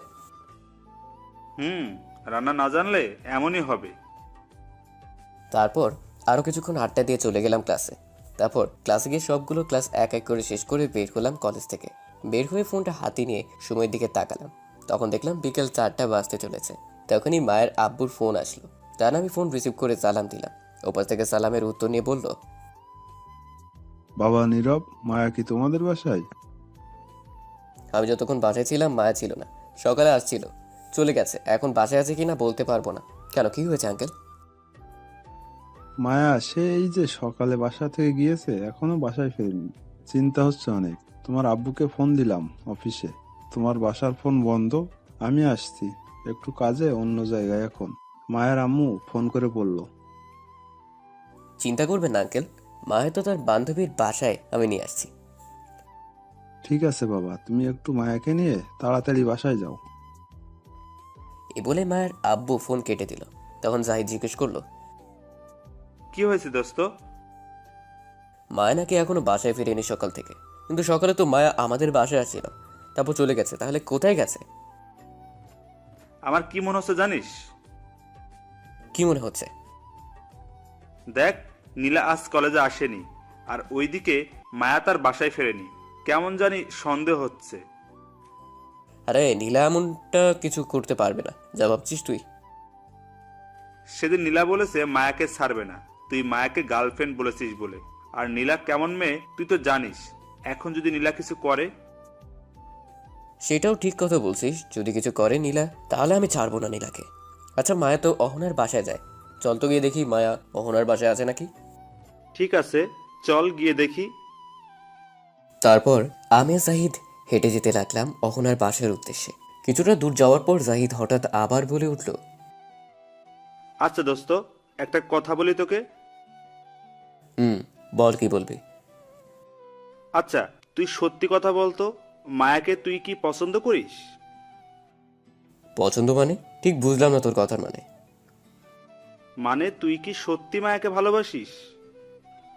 কি বলছিস পাগলের মতো উল্টাপাল্টা কথা? মায়া আমার চাচাতো বোন হয়। তো কি হয়েছে চাচাতো বোন বলে? আর আমি নিজে দেখেছি মামাতো বোনকে বিয়ে করতে, এমনকি চাচাতো বোনের সাথেও। যে বিয়ে করেছে সে করেছে, আমার পক্ষে সম্ভব হবে না, কারণ আমার পরিবার মেনে নিবে না, আর মায়ের পরিবারও মানবে না। মধ্যে দিয়ে দুই পরিবারের সম্পর্ক নষ্ট হয়ে যাবে, সমাজের মানুষ খারাপ বলতে শুরু করবে। তাছাড়া আমার কাছে কেমন জানি লাগে চাচাতো বোনের সাথে। শোন, যদি তোরা দুজন দুজনকে ভালোবাসিস, রাজি থাকিস, তাহলে দুই পরিবার কখনো অমাত থাকবে না। বরং আরো খুশি হবে, কারণ সম্পর্ক আরো শক্ত করে দিলি। আর সমাজের মানুষ কিছু ভাববে না যদি তোরা রাজি থাকিস। দোস্ত, এই কথা এখন রাখ। এগুলো শুনতে ভালো লাগছে না। এমনি চিন্তার মধ্যে আছি মায়াকে নিয়ে। ঠিক আছে, তবে ভেবে দেখিস, যদি ভালোবাসিস তাহলে মায়াকে বলে দিস। তুই চুপ কর তো এখন, আর চল। তখন জাহিদ চুপ করে যেতে লাগলো আর মনে মনে বলতে লাগলো, দোস্ত, বুঝতে পারছি আস্তে আস্তে তোর মন তোকে দুর্বল করে দিচ্ছে মায়ের প্রতি। খুব তাড়াতাড়ি ভালোবাসায় পরিপূর্ণ হবে। তারপর আমি আর জাহিদ কিছুক্ষণ পর অহনার বাসায় পৌঁছে গেলাম। গিয়ে দেখি অহনার আব্বু বসে আছে। তখন আমি তাকে সালাম দিলাম। সে সালামের উত্তর দেওয়ার পর আমি জিজ্ঞেস করলাম, আঙ্কেল, অহনা বাসায় আছে? না তো বাবা, সেই সকালে মায়ের সাথে গেছে, এখনো আসেনি অহনা। কি বলছেন আঙ্কেল? ফোন করেছেন অহনাকে কোথায় আছে? ফোন করেছি কয়েকবার, কিন্তু বারবার একই কথা বলে, একটু লেট হবে আসতে। আমার কি মনে হয় জানো, কোনো বিপদে পড়েছে দুজন, কিন্তু আমায় বলতে চাইছে না। ঠিক আছে আঙ্কেল, আপনি চিন্তা করবেন না। আমি দেখেছি, অহনার ফোন নাম্বার দিন, আমি খোঁজ নিয়ে দেখছি কি হয়েছে, আর গিয়ে নিয়ে আসছি। ঠিক আছে বাবা, তাহলে দেখো একটু, আর এই নাও ফোন নাম্বার। তারপর আমি অহনার ফোন নাম্বার নিয়ে তাদের বাসা থেকে বেরিয়ে চলে আসলাম। আসার পর জাহিদ বলল, দোস্ত, আমি যে ভয়টা পাচ্ছি সেটাই না জানি হয়। নীলা খুব রাগী মেয়ে, যা বলে তাই করে। আমার মনে হয় নীলা নিয়ে গেছে মায়াকে। আমার এখন তাই মনে হচ্ছে। আর ভয় করছে মায়ের কিছু হয়ে যায়নি তো। সব দোষ আমার। সেদিন যদি এই কথা না বলতাম তাহলে এত কিছু হয় না। এত কথা না বলে এখন ফোন করে দেখ। ঠিক বলছিস, এখনই ফোন করছি, দাঁড়া। তখন আমি অহনাকে ফোন দিলাম, কিন্তু অহনা ফোন ধরলো না। তখন আবার ফোন দিলাম, কিন্তু তার বড় ফোন ধরলো না। আরও 10টা কল দেওয়ার পর ধরলো। আর তখন আমি বললাম, অহনা, আমি নীরব বলছি। তোমাকে এতগুলো কল দিলাম, ধরছো না কেন? তোমরা কোথায় এখন? আর মায়া কোথায়? ওপাশ থেকে অহনা কিছুটা কান্না কণ্ঠে বলল, ভাইয়া, অনেক বড় সমস্যা হয়েছে, একটু জলদি আসুন আপনি। মায়া এখানে আছে, কিন্তু খুব খারাপ অবস্থা ওর। কি বলছো? কি হয়েছে মায়ের? ফোনে বলতে পারবো না, এখানে আসেন। কোথায় আসতে হবে আমায় বলো। ভাঙা ফ্যাক্টরির ভেতরে। আচ্ছা ঠিক আছে, আমি এক্ষুনি আসছি। তখন ফোন কেটে আমি জাহিদকে বললাম, দোস্ত জলদি চল ভাঙ্গা ফ্যাক্টরিতে। সেখানে আছে। অহনা তাই বলল। নিশ্চয় নীলার বাচ্চা কিছু করেছে। এখন কথা বলার সময় নাই, আগে চল, মায়ের জন্য খুব কষ্ট হচ্ছে। তখন জাহিদ আর কিছু বলল না, কিছুক্ষণ আমার দিকে তাকিয়েছিল। তারপর আমি আর জাহিদ সেখান থেকে একটা সিএনজি নিয়ে যেতে লাগলাম ভাঙ্গা ফ্যাক্টরি। মোটামুটি অনেকটা দূরে, 1 ঘন্টা লাগবে যেতে। আমার মাথা কোনো কাজ করছিল না, শুধু মায়ের কথাই ভাবছিলাম। 1 ঘন্টা পর পৌঁছে গেলাম সেখানে। তারপর সিএনজি ভাড়া দিয়ে দৌড়ে ফ্যাক্টরির কাছে গেলাম। গিয়ে আমি তো অবাক, কারণ ফ্যাক্টরির বাহিরে অনেকগুলো লোক দাঁড়িয়ে আছে। তখন জাহিদ বলল, কিরে, এখানে দুর্জয় ভাইয়ের লোক কি করে? সেটা তো আমিও বুঝতে পারছি না। আপনারা তো বুঝতে পারছেন না দুর্জয়কে। দুর্জয় হচ্ছে এই এলাকার নাম করা সন্ত্রাস। তখন জাহিদ বলল, নীলা কি এর জন্য সাহায্য নিয়েছে তাহলে? মনে হয় তাই করছে। যাই হোক, মায়ের কিছু হলে আমি ছাড়বো না। তখনই ফোনটা বেজে ওঠে, তাকে দেখি অহনা ফোন করছে। তখন আমি রিসিভ করে বললাম, অহনা, ফ্যাক্টরির বাইরে এত লোক কেন? আমরা যাব কি করে ভিতরে? ভাইয়া, তারা কিছু বলবে না, আপনি ভেতরে আসেন। কি বলছো? এমনি যেতে দিবে? সত্যি কথা তো? আরে কিছু বলবে না, জলদি আসেন, মায়ার অবস্থা খুব খারাপ। তখন আমি আর জাহিদ তাদের সামনে গেলাম, কিন্তু কেউ কিছু বললো না, উল্টো বললো ভিতরে যেতে। তখন আমি আর জাহিদ ভিতরে গিয়ে দেখি মায়া বাঁধা অবস্থায় পড়ে আছে, মুখে রক্ত, আর অহনা পাশে বসে আছে, তার গাল কেটে গেছে। তখন দেখলাম নীলা পাশে একটা হকি স্টিক নিয়ে দাঁড়িয়ে আছে, আর দুর্জয় ভাই সাথে আছে। তখন আমি বললাম, কে মারছে এই দুইজনকে? তখন দেখলাম নীলা দাঁড়িয়ে দাঁড়িয়ে হাসছে। এটা দেখে মাথায় রক্ত উঠে গেল। আর কিছু না ভেবে তখন নীলার কাছে গিয়ে ঠাস করে 2টি চড় দিয়ে বললাম, তোকে কতবার বলছি আমি তোকে ভালোবাসি না, আমার পিছনে লাগবি না, তবু কথা শুনছিস না কেন? আচ্ছা, কথা শুনছিস না ভালো কথা, তুই এদেরকে তুলে আনলি কেন? এদের গায়ে হাত দিলি কেন? কোন সাহসে বল? এই বলে আরো 2টি চর দিলাম নীলাকে। তখন নীলা বলল, কেন বুঝতে চাইছো না? তোমাকে আমি অনেক ভালোবাসি। তুমি যত খুশি মারো, কিচ্ছু বলবো না, কিন্তু আমি তোমাকে আর কারো হতে দিব না। তোকে আমি কখনো বলেছি ভালোবাসি? তোকে কখনো ভালোবাসবো না আমি তোকে। প্লিজ, তুমি আমায় ফিরিয়ে দিও না। অনেক ভালোবাসি তোমাকে। তুমি যা বলবে আমি তা করব। তখন মায়াকে দেখলাম প্রচুর কাশতে লাগলো। তখন নীলাকে ছেড়ে দৌড়ে আমি মায়ের কাছে গেলাম। তখন দুর্জয় ভাই অহনাকে বলল, এটা কি সেই ছেলে?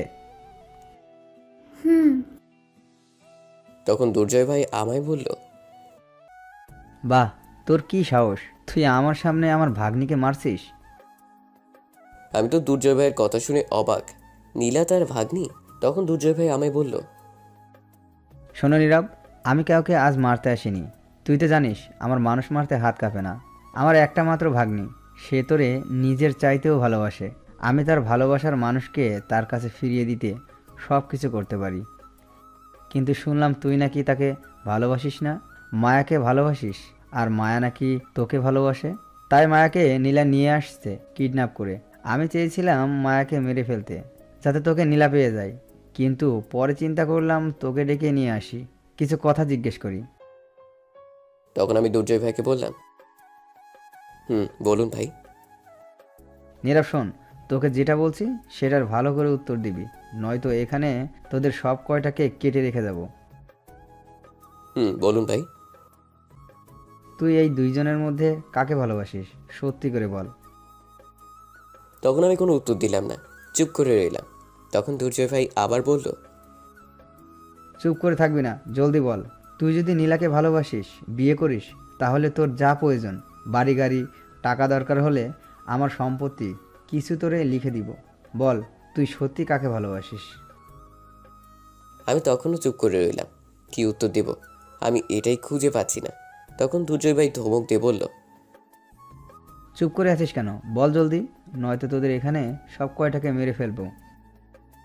তখন আমি বললাম, ভাই আমায় একটু 2 মিনিট সময় দিন, এটা আমার জীবনের ব্যাপার। ঠিক আছে, 2 মিনিট সময় দিলাম।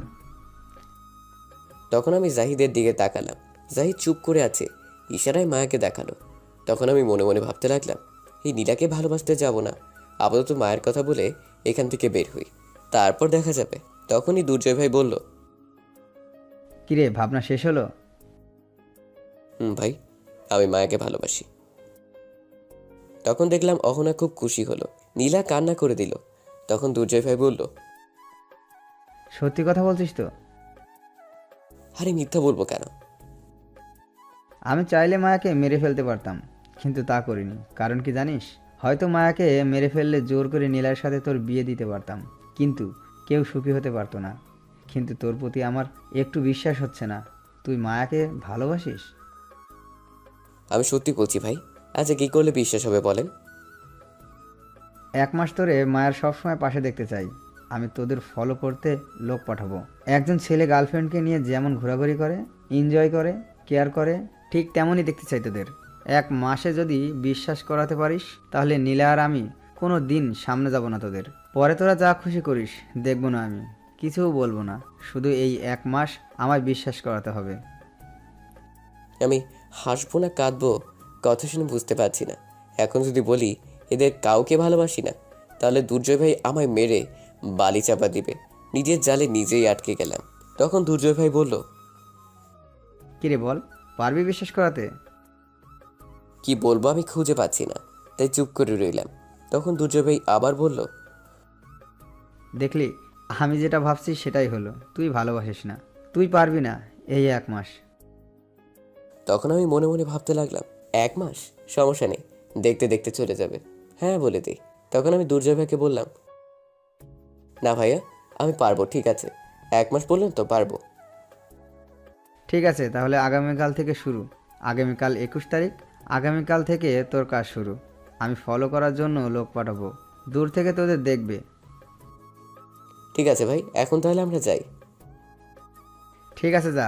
দাঁড়া, আমার গাড়ি দিয়ে যা। হাসপাতালে প্রথম যা, মায়াকে ট্রিটমেন্ট করে তারপর বাসায় যা। তারপর দুর্জয় ভাই তার গাড়িতে উঠিয়ে দিল, মায়াকে আমার সাথে দিল।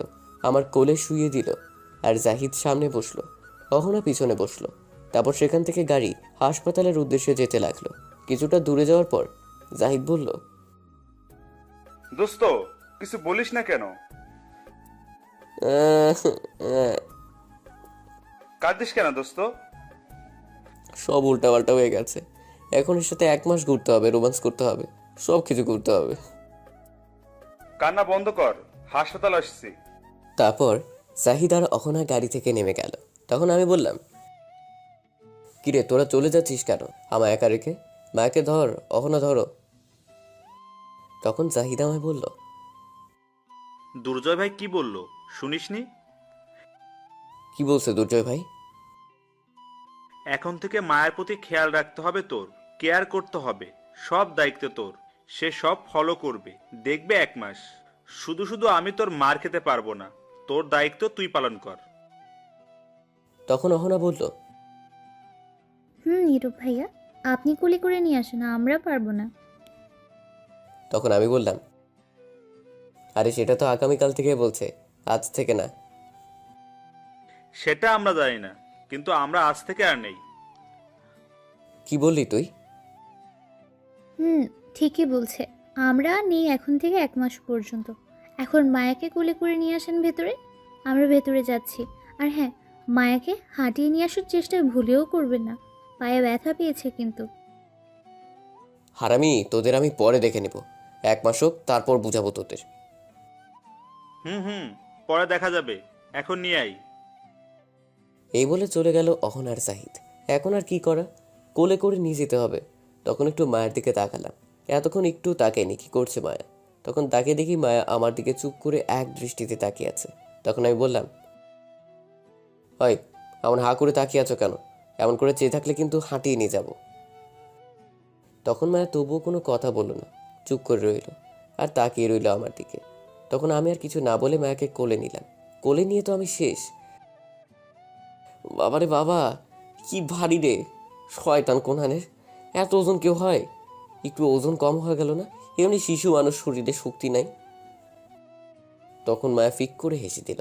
তখন আমি বললাম, শয়তান আবার হাসে, পুরো 100 কেজি চাউলের বস্তা। তখন মায়া আমায় একটা ঘুষি মারল। এটা শুনে তখন আমি বললাম, ঘুষি আরেকটা দিলে কিন্তু নিয়ে যাব না। এত ভারী জিনিস নিয়ে যাইতেছি আবার মারে, বিপদে পড়ছি বলে নিয়ে যাচ্ছি। তখন মায়া আর কিছু বলল না, পিটপিট করে হাসতে লাগলো। আর আমি তখন হাসপাতালের ভিতরে গেলাম। আসার সময় অনেকেই তাকিয়ে দেখছিল আমাদের। আমি মায়াকে নিয়ে গিয়ে একটা বেডে বসিয়ে অহনাকে সাথে রেখে বললাম, অহনা তুমি একটু মায়ের পাশে বসো, আমি ওয়াশরুম থেকে আসছি। সত্যি কথা তো, নাকি পালিয়ে যাচ্ছেন? পালিয়ে গেলে আরো আগে চলে যেতাম, এত কষ্ট করে হাসপাতাল আসতাম না। তাড়াতাড়ি আসবেন, আবার মায়াকে নিয়ে বাসায় যাবেন। সেটা তুমি বললেও নিয়ে যেতে হবে না, না বললেও নিয়ে যেতে হবে। এখন ডাক্তারকে বলো ট্রিটমেন্ট শুরু করতে, কেটে যাওয়া জায়গা ভালো করে ব্যান্ডেজ করতে। ঠিক আছে, আপনি যান এখন ওয়াশরুমে, আর তাড়াতাড়ি আসবেন। তারপর আমি সেখান থেকে চলে আসলাম। জাহিদ গিয়েছে ডাক্তারকে নিয়ে আসতে। তখন অহনা মায়াকে বলল, কিরে, প্রথম প্ল্যান তো একদম ঠিক কাজ করছে, যা ভাবছি তার চাইতে বেশি কাজ করে ফেলেছে। এখন কি দ্বিতীয় প্ল্যান শুরু করবি? তখন মায়া বলল, না, কোনো প্ল্যান আর ব্যবহার করব না। এটা হয়ে গেছে, এই 1 মাসের মধ্যে ভালোবাসা জেগে যাবে, কিচ্ছু মনে করতে হবে না। তাহলে তৃতীয় শেষ প্ল্যান ব্যবহার কর, তাহলে আর কিছু করতে হবে না। তাই করব। কিন্তু তার জন্য তোকে স্কুটি বাইক চালানো শিখতে হবে, পারবি চালাতে? পারবো। আমি সাইকেল চালানো পারি, আগেও একবার স্কুটি বাইক চালিয়েছি, বাসায় আছে এখনো। তাহলে তো খুব ভালো।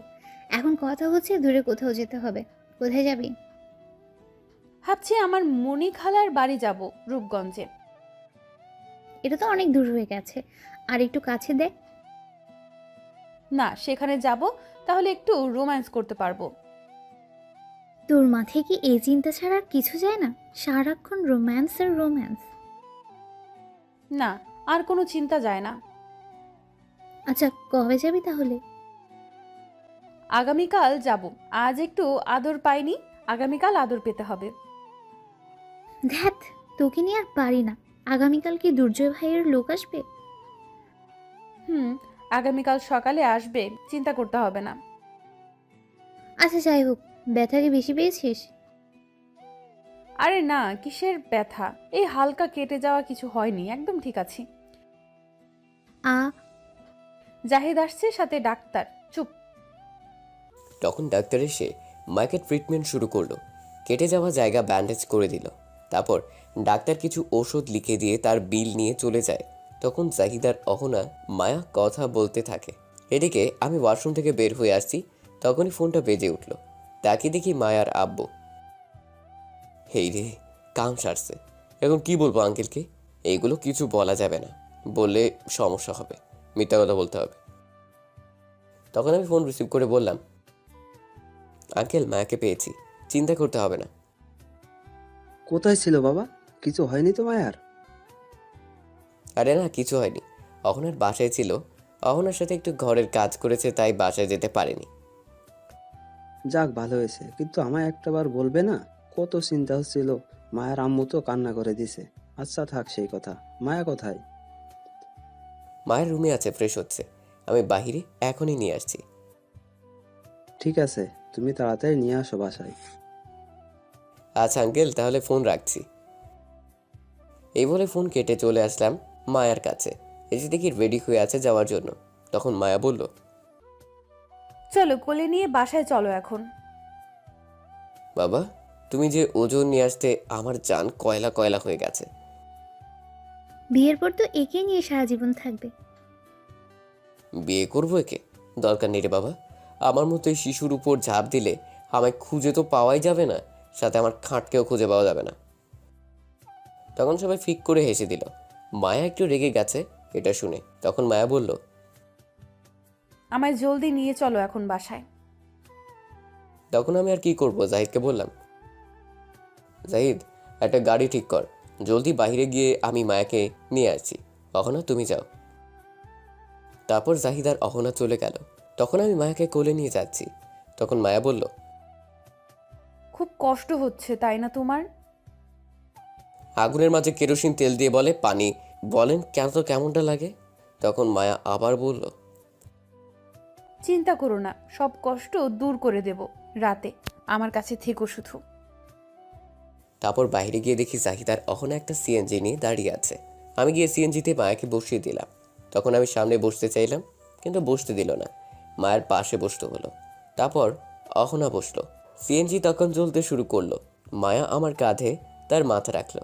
কিছুক্ষণ পর আমার গালে একটা কিস করলো। আমি তার দিকে রাগী দৃষ্টিতে তাকালাম, কিন্তু উল্টো মায়া আমার দিকে রাগী দৃষ্টিতে তাকিয়ে হালকা একটা ঠোঁটে কিস করে হাসতে লাগলো। আমি কিছু বলিনি। তখন কিছুক্ষণ পর মায়ের বাসার সামনে চলে গেলাম। তখন সিএনজি থেকে নেমে ভাড়া দেওয়ার পর অহনা বলল, ভাইয়া আপনি চলে যান, আমি মায়াকে নিয়ে যাচ্ছি। তখন আমি অবাক হয়ে বললাম, সে কি, তুই মাকে কোলে করে নিয়ে যাবে নাকি? তাছাড়া আমায় যেতে হবে, আমি নিয়ে যাব। না, হেঁটে যাব, সমস্যা নেই। আপনি গেলেও অনেক সমস্যা হতে পারে, অনেক প্রশ্ন করতে পারে মায়ের আব্বু আম্মু। কোথা থেকে নিয়ে আসছেন, কোথায় ছিল? আপনি থাকলে বলবেন একটা আর আমি বলবো আরেকটা, তখন উল্টাপাল্টা কিছু হবে। তাই আপনি যান, রাতে আসবেন, আমি সব বুঝিয়ে কিছু বলে মিটিয়ে আসছি। কিন্তু দোস্ত, আর কোনো কিন্তু না, চল আমিও বাসায় যাব, তুই পরে আসিস। তাছাড়া অহনা ঠিক কথা বলছে, আমরা গেলে সমস্যা হবে। তখন অহনা আমায় আবার বলল, ভাইয়া আপনি যান, গিয়ে বাসায় রেস্ট নিন আর কিছু খেয়ে নিন এখন। তখন আমি বললাম, আচ্ছা ঠিক আছে, যাচ্ছি, চল জাহিদ। তারপর আমি আর জাহিদ সেখান থেকে চলে আসছি। আমি আমার বাসায় চলে আসলাম, আর জাহিদ চলে গেল জাহিদের বাসায়। আমি বাসায় আসার পর আদিবা আমায় দেখে দৌড়ে এসে বলল, ভাইয়া ভাইয়া তুমি আসছো? আমি সেই কখন থেকে অপেক্ষা করছি। কেন, কি হয়েছে? আমার জন্য তুই অপেক্ষায় আছিস কেন? আরে তোমার জন্য আমি নিজে পায়েস রান্না করছি, তুমি খাবে, চলো। কি, পায়েস জিন্দেগি তামা তামা হইয়া গেলেও তোর হাতের রান্না খামু না? সকালে নাস্তা যা খাইয়েছিস এখনো মনে আছে। ভাইয়া এবার আর তেমন হয়নি। এবার তেমন হয়নি। তাহলে কি আবার সয়াবিন তেলের পায়েস রান্না করছিস নাকি আদা রসুনের? এই বলে আমি হাসতে লাগলাম। তখন আদিবা বলল, তুমি খেয়ে দেখো এবার, আম্মু শিখিয়ে দিয়েছে, আমি রান্না করছি। ঠিক আছে, তাহলে তাড়াতাড়ি নিয়ে আয়। দাঁড়িয়ে আছিস কেন? এমনিতে খিদে পেয়েছে, জলদি যা নিয়ে আয়। ঠিক আছে, তুমি ফ্রেশ হয়ে আসো, আমি দিচ্ছি। ঠিক আছে, যাচ্ছি। তারপর আমি আবার রুমে চলে গেলাম। গিয়ে ফ্রেশ হয়ে খাবার টেবিলে এসে বসে পড়লাম। তখন আদিবা পায়েস নিয়ে এসে দিল। তখন আমি আদিবাকে জিজ্ঞেস করলাম, আদিবা, আম্মু কোথায় গেছে? মায়াদের বাড়িতে গেছে। মায়া কি বাসায় আসছে ভাইয়া? মাত্র দিয়ে আসলাম। কোথায় গিয়েছিল মায়া? অহনার বাসায় গিয়েছিল। আচ্ছা, এখন খেয়ে নাও, পরে কথা বলো। তারপর আমি একটু পায়েসকে বললাম, বাহ, খুব ভালো হয়েছে তো। তখন আদিবা খুশি হয়ে বলল, সত্যি ভাইয়া মজা হয়েছে? অনেক মজা হয়েছে। তুই খেয়েছিস? না, খাইনি, তোমার জন্য বসে আছি, তুমি খেলে তারপর খাবো। আমি তো অবাক হয়ে গেছি আদিবার কথা শুনে। আমার জন্য না খেয়ে বসে আছে। তখন আমি বললাম, হায় রে পাগলি বোন, আমি তো এখনই সবটুকু খেয়ে ফেলতাম না বললে। সমস্যা নেই, তুমি খেয়ে ফেলো, আমি রান্না করে খাবো। না, আমি আমার মিষ্টি বোনকে রেখে খাবো না। তুই বসে পড়, আমার সাথে এক্ষুনি খাবি, বসে পড়। না, তুমি খাও, আমি পরে খাবো। তুই খাবি নাকি মায়ের দিব? বসে পড় বলছি। ঠিক আছে, বসছি, তুমি খাও, আমি খাচ্ছি। তারপর আমি আর আদিবা বসে খেয়ে নিলাম। খেয়ে আমি রুমে চলে যাব, তখনই আদিবা আমায় ডেকে বলল, ভাইয়া একটা কথা বলি। বল। এতে অনুমতি নিতে হয়? ভাইয়া একটা জিনিস চাইবো আজ, দিবে চাইলে? আমার বোন আমার কাছে কিছু চাইবে, কেন দিব না? বল কি চাই। তখন আদিবা নিচের দিকে তাকিয়ে বলল, কখনো তো কিছু চাইনি তোমার কাছে, একটা ফোন কিনে দেবে? আগের ফোনটা আজ 1 মাস হলো নষ্ট। তখন আমি গিয়ে আদিবার থুতনিতে ধরে মুখটা উপরে তুলে দেখি চোখে পানি জমে আছে। এক্ষুনি কান্না করে দেবে। হয়তো কখনো কিছু চাইনি বোনটা আমার কাছে। বোনটার চোখে পানি দেখে তখন আমারও খুব খারাপ লাগলো। তখন আমি বললাম, ফাগলি বোন আমার, এই জন্য মন খারাপ করতে হয়? আমি আজকে কিনে দিব, তুই চিন্তা করিস না। সত্যি কিনে দিবে? সত্যি কিনে দিব। এটা শুনে খুশিতে সাথে সাথে জড়িয়ে ধরে কান্না করে দিল। এই যা, কি হলো, কান্না করিস কেন? মায়ের দিব কিন্তু কান্না করলে। এটা খুশিতে কাঁদছি, আমার ভাইয়া আমায় ফোন কিনে দিবে। এই বলে ফুপিয়ে কেঁদেই যাচ্ছে। তখন আমি আদিবার চোখের পানি মুছে বললাম, তুই রেডি হয়ে নে, আমি এক্ষুনি যাব ফোন কিনতে, তোকে নিয়ে যাব। কাঁদলে কিন্তু নিয়ে যাব না। ঠিক আছে ভাইয়া, যাচ্ছি, এক্ষুনি গিয়ে রেডি হয়ে আসছি। জলদি রেডি হয়ে আয়, ফাগলি বোন। তারপর আদিবা খুশিতে লাফাতে লাফাতে চলে গেল। আমিও চলে আসলাম রুমে। আমার কাছে 10,000 টাকা ছিল, জমিয়েছিলাম। তখন সেটা নিয়ে রেডি হয়ে নিচে চলে আসলাম। তখন আদিবাও নিচে আসলো আর বলল, চলো ভাইয়া, আমি রেডি। তারপর আমি আর আদিবা বের হতে যাব, তখনই আম্মু এসে বলল, কি এই সন্ধ্যায় ভাই বোন রেডি হয়ে কোথায় যাচ্ছে শুনি? তখন আদিবা বলল, ভাইয়া ফোন কিনে দিবে, মার্কেটে যাচ্ছি। কি ফোন কিনে দিবে? কিরে, তোর কাছে টাকা কোথা থেকে আসলো? ছিল কিছু টাকা, আব্বুর কাছ থেকে নিয়েছি, আর আমার কাছে ছিল। ও এই কথা, আচ্ছা দাঁড়া, আমার কাছে 2,000 টাকা আছে, নিয়ে যা। তখন আম্মু এই বলে চলে গেল। কিছুক্ষণ পর টাকা নিয়ে এসে দিয়ে গেল। তখন আমি আর বোন চলে গেলাম মার্কেটে। গিয়ে একটা ফোনের দোকানে গেলাম। গিয়ে শাওমি একটা ফোন কিনে দিলাম 11,000 টাকা দিয়ে। বোনটার হাতে ফোন, অনেক খুশি। তখন ফোন নিয়ে বাসায় চলে আসলাম। আসায় বোনটা খুশি হয়ে গালে কিস করলো, ধন্যবাদ দিল, আর খুশিতে অনেক কিছু বলেছে। তখন বোনটার রুমে কিছুক্ষণ আমি আম্মু বসেছিলাম, কথা বললাম। রাতে আব্বু বাসায় আসলো। সবাই একসাথে খেয়ে যে যার রুমে চলে গেলাম। আমি গিয়ে শুয়ে পড়লাম। সকালে ঘুমিয়েছি, হঠাৎ নিজের উপর মনে হলো কেউ শুয়ে আছে। ঘুমের মধ্যে আর তাকালাম না। কিছুক্ষণ পর নিঃশ্বাস নিতে পারছি না, ঠোঁটগুলো কেউ বন্ধ করে দিয়েছে। তখনই বাধ্য হয়ে চোখ খুলে দেখি সামনে দুটি চোখ দেখা যায়, আর কিছু না। তখন ধাক্কা দিয়ে ফেলে দিলাম, দেখি মায়া। তখন আমি বললাম, হয় তুমি এখানে কেন? আর আমার উপর কেন? কিস করতে কে বললো? এখনই তো দম বন্ধ হয়ে গিয়েছিল। কিস করা এটা আমার অধিকার। খুব মজা লাগছিল, ফেলে দিলে কেন আমায়? এখন চলে আসো, আবার কিস করব। ধ্যাৎ, যাও তো আমার রুম থেকে, নয়তো চিৎকার দিয়ে সবাইকে নিয়ে আসবো। নিয়ে আসো, আমিও বলবো তুমি উল্টাপাল্টা কিছু করতে চাইছো। এই যা, কি সাংঘাতিক মেয়ে! আমার ঘরে এসে আমায় থ্রেট দেয়। মান সম্মানের ব্যাপার। তখন আমি জিজ্ঞেস করলাম মায়াকে, আচ্ছা কিসের জন্য আসছো বলো? উঠে ফ্রেশ হয়ে নাও, আমরা একটা জায়গায় যাব। আমি যাব না, তুমি যাও। তাহলে আমি দুর্জয় ভাইকে ডাকি, না গেলে? তখন আমি একটু ভয় পেয়ে গেলাম আর বললাম, এই না না, আমি যাচ্ছি, ফ্রেশ হয়ে আসছি, যাবো আমি। গুড বয়, জলদি যাও। তারপর উঠে ফ্রেশ হতে চলে গেলাম। ফ্রেশ হয়ে এসে দেখি মায়া আমার ঘর গুছিয়ে দিয়েছে, সাথে বিছানায় একটা শার্ট আর প্যান্ট রেখে দিয়েছে। পাশে মায়া বসে আছে। তখনই মায়া আমায় দেখতে পেল আর অদ্ভুত নেশা দৃষ্টিতে তাকিয়ে বলল, ইস, কি হট লাগছে তোকে, মন চাইছে আয় না একটু আদর করি তোকে এখন। কি লিচু মাইয়া, একটু শরম নাই? তখন মায়া আবার বলল, দাঁড়া, আমি এসে আদর করছি। এই না না, একদম কাছে আসবে না বলে দিলাম, নয়তো আমি যাব না। ঠিক আছে ঠিক আছে, এখন এগুলো পরে নাও, বিয়ের পর তো আর বাধা দিতে পারবে না, তখন সব পুষিয়ে নেব। আমি তোমার পছন্দ মতো পরবো কেন? আমার যেটা পছন্দ সেটা পরবো, কিন্তু এটা পরবো না। বারবার রাগ তুলিস কেন বলতো? এত কথা বলে চুপচাপ এগুলো পরে নে এখন, নয়তো মাইট দিব। ঠিক আছে, তুমি নিচে যাও, আমি এটা পরে আসছি। সত্যি তো এটা পরে আসবি? সত্যি বলছি, যাও। ঠিক আছে, আয় তাহলে আমি যাচ্ছি।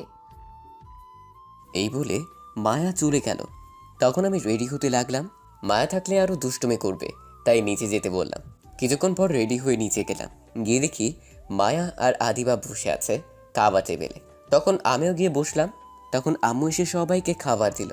খাবার খেয়ে উঠা মাত্রই আম্মু বলল, নীরব, মায়ের সাথে একটু যা তো। কোথায় যাই? যাচ্ছি, আর বলা লাগবে না। সাবধানে যাস। তারপর মায়ের সাথে আমি বাসার বাহিরে চলে আসলাম। তখন এসে মায়াকে বললাম, কোথায় যাবে তুমি এখন? রূপগঞ্জে যাব, আমার খালামুনির বাসায়। কি, এত দূরে? বাবা, আমি যাব না, তুমি যাও একা। একটু সামনে তাকিয়ে দেখ তো কে। কে? কোথায়? সামনের রাস্তায়, ভালো করে। তখন আমি তাকিয়ে দেখি দুর্জয় ভাই বসে আছে গাড়িতে। তখন একটু ভয় পেয়ে গেছি আর বললাম, ঠিক আছে চলো যাচ্ছি, কিন্তু যাব কি করে? কেন, আমার স্কুটি বাইক দিয়ে যাব, এই তো সামনে। এই বাইক দিয়ে গেলে 3 দিন লাগবে, তাছাড়া আমি বাইক চালাবো না। তোমাকে কে বলেছে চালাতে? আমি চালাবো, তুমি পিছনে বসবে। কি, তুমি চালাবে? প্লিজ ছেড়ে দাও, আমাকে এখনো বিয়ে করিনি, এত আগে মরার ইচ্ছে নাই আমার। আমার ছায়ারা দাও। চুপ করে উঠে পড়ো, আমি তোমার চেয়ে ভালো চালাতে পারি। জানি, কতটুকু ভালো চালাতে পারো বলতে হবে না। আজাইরা কথা না বলে উঠে পড়ো। কি আর করা, দুর্জয় ভাইয়ের সামনে না চাইতেও বসে যেতে হবে, পিছনে কিছু বলতে পারবো না। তখন মায়া উঠে বসে পড়লো আর আমি উঠে বসে পড়লাম। পিছনে তখন মায়া আর টমটম স্কুটি বাইক চালু দিয়ে যেতে লাগলো। কিছুটা দূরে যাওয়ার পর বলল, কি হলো, ভালো করে জড়িয়ে ধরে বসো, এমন করে বসে থাকলে পড়ে যাবে। তুমি যে জোরে গাড়ি চালাচ্ছ, এর চেয়ে দ্রুত হেঁটে যাওয়া যাবে, আর ধরে বসে থাকা লাগবে না। তুমি ধরে বসছো না দেখে আমি আস্তে চালিয়ে যাচ্ছি, তুমি আমায় জড়িয়ে ধরে বসো, আমি জোরে চালাচ্ছি। মাথা খারাপ? আমার এই রাস্তায় তোমাকে জড়িয়ে ধরে বসে থাকবো? কখনো না, কত মানুষ রাস্তায় আছে সবাই দেখবে। আরে আমার গাড়িতে সমস্যা কোথায়? মানুষ দেখলে দেখুক, বেশি কথা না বলে জড়িয়ে ধরে বসো, নয়তো গাড়ি থামিয়ে দুর্জয় ভাইকে বলবো। বারবার খালি ভয় দেখায় দুর্জয় ভাইয়ের। আচ্ছা, জড়িয়ে ধরে বসছি। কথা না শুনলে কি করব তাহলে? তখন আমি মায়ের কোমরে 2 হাত দিয়ে পেঁচিয়ে শক্ত করে ধরে বসে পড়লাম। তখন মায়া হালকা কেঁপে উঠল। তখন আমি বললাম, সমস্যা হচ্ছে, ছেড়ে দিব? না রে, ছাড়িস না, আরো শক্ত করে জড়িয়ে ধরে বসে থাক। ঠিক আছে, এখন দ্রুত গতিতে যাও, এত আস্তে গেলে হবে না। তখন মায়া দ্রুত গতিতে বাইক চালিয়ে যেতে লাগলো। তখন আমি একটু পিছনে তাকিয়ে দেখি দুর্জয় ভাইয়ের গাড়ি একটু দূরে আছে। 2 ঘন্টা পর একটা রাস্তায় ঢুকলো গাড়ি নিয়ে। রাস্তার 2 পাশেই ধান ক্ষেত, হালকা পানি আছে। অনেকটা জায়গা এমন দেখতে খুব ভালো লাগছিল। তখন একটু ভয় হলাম মায়ার সাথে দুষ্টমি করি, এই রাস্তায় কেউ নেই। যেই বলা সেই কাজ, মায়াকে শক্ত করে জড়িয়ে ধরে আরও কাছে চলে গেলাম, একদম মিশে গেলাম মায়ের সাথে। তখন মায়ের কাঁধে হালকাভাবে একটা কিস করলাম। মায়ের সাথে সাথে কেঁপে উঠলো। তখন আমি কিস করতে লাগলাম, আর আস্তে আস্তে কিস করতে করতে উপরে উঠতে লাগলাম। মায়া আদর পেয়ে গাড়ি চালানো ছেড়ে দিল, আর তার ফলে গাড়ি গিয়ে আমাদের সাথে নিয়ে পড়লো পানিতে। পানি ছিল অল্প ধান লাগানো, তাই বড় দুর্ঘটনা থেকে বেঁচে গেছি। তখন দুর্জয় ভাইয়ের লোক দৌড়ে এসে উঠালো আমাদের। তারা সবাই আমাদের দেখে হাসছিল। তখন একটা লোক বলে উঠলো, এত জায়গা রেখে শেষ পর্যন্ত ধানের জমিতে নিয়ে গাড়ি ফেললে কেন? তখন আমার রাগ উঠে গেল মায়ের প্রতি। আর তখন মাকে বললাম, এটা কি করলে তুমি? গাড়ি চালাতে পারো, চালাতে বসছো কেন? সব কাপড় নষ্ট করে দিলে, ফালতু মেয়ে। ইস, আমার দোষ দিচ্ছে। সব দোষ তোমার। তোমাকে কে বলেছে এমন করে কিস করতে? আমি বলছি তোমায় কিস করতে, এমন আদর করতে? তখন কি নিজেকে সামলাতে পারা যায়? আমি আর গাড়ি দুজনেই কন্ট্রোল হারিয়ে ফেলেছি। সব দোষ তোমার। আমি আর কি বলবো, দোষ তো আমারই, তাই চুপ করে রইলাম। ধ্যাৎ, সব শেষ, কাদা লেগে গেছে সারা শরীরে, আজারিয়া ভাইবার। তখন দুর্জয় ভাই এসে বলল, সামনে একটা ঘর দেখা যাচ্ছে, সেখানে নিশ্চয়ই পানি আছে। যাও, কাদাগুলো পরিষ্কার করে আসো পানি দিয়ে, তারপর আমাদের গাড়ি করে যেও। স্কুটি বাইক পানিতে পড়ার কারণে আর স্টার্ট নাও নিতে পারে, একটু দেখে চালাতে পারো না বাইক? তারপর আমি আর মায়ের সামনে বাড়িতে যাওয়ার আগে একটা ছোট পুকুর দেখতে পেলাম, পানি ভালো। তখন সেখান থেকে পরিষ্কার করে চলে আসছি। মায়া তখন বলল, আজ সূর্য কোন দিকে উঠেছে? আজ কি মনে করে আদর করলে বলো তো? হঠাৎ করে কি হলো? আমি কোনো উত্তর না দিয়ে দুর্জয় ভাইয়ের গাড়িতে বসে পড়লাম, সাথে মায়া। তারপর চলে গেলাম মায়ের মণিখালার বাসায়। দুর্জয় ভাই আমাদের দিয়ে চলে গেল। মায়া অনেক রিকোয়েস্ট করছে আসার জন্য, কিন্তু সে কাজ দেখিয়ে চলে গেল আর বলে গেল মায়ের স্কুটি বাইক ঠিক করে দিয়ে যাবে তার লোক। ভিতরে যাওয়ার পর মায়া তার খালাকে বলল, কেমন আছো তুমি খালা? এই তো ভালো। তা এতদিন পর আমার কথা মনে পড়লো তোর? ভুলেই গিয়েছিস আমায়। কি যে বলো খালা, তোমাকে ভুলে যাব আমি? কখনো না। তোর আব্বু আম্মু কেমন আছে? এই তো ভালো আছে। এই ছেলেটাকে তুই যে বলেছিস ফোনে এইসব? হুম। তখন আমার কাছে আসলো। আমি সালাম দিয়ে বললাম, হ্যাঁ, কেমন আছেন? ভালো আছি, তুমি কেমন আছো? ভালো আছি। মাশাল্লাহ, মায়া তোর পছন্দ আছে বলতে হবে। যাও, লজ্জা দিও না তো। বাবা, কি লজ্জা! থাক, হয়েছে, আর লজ্জা পেতে হবে না। সব রেডি করে রাখছো তো?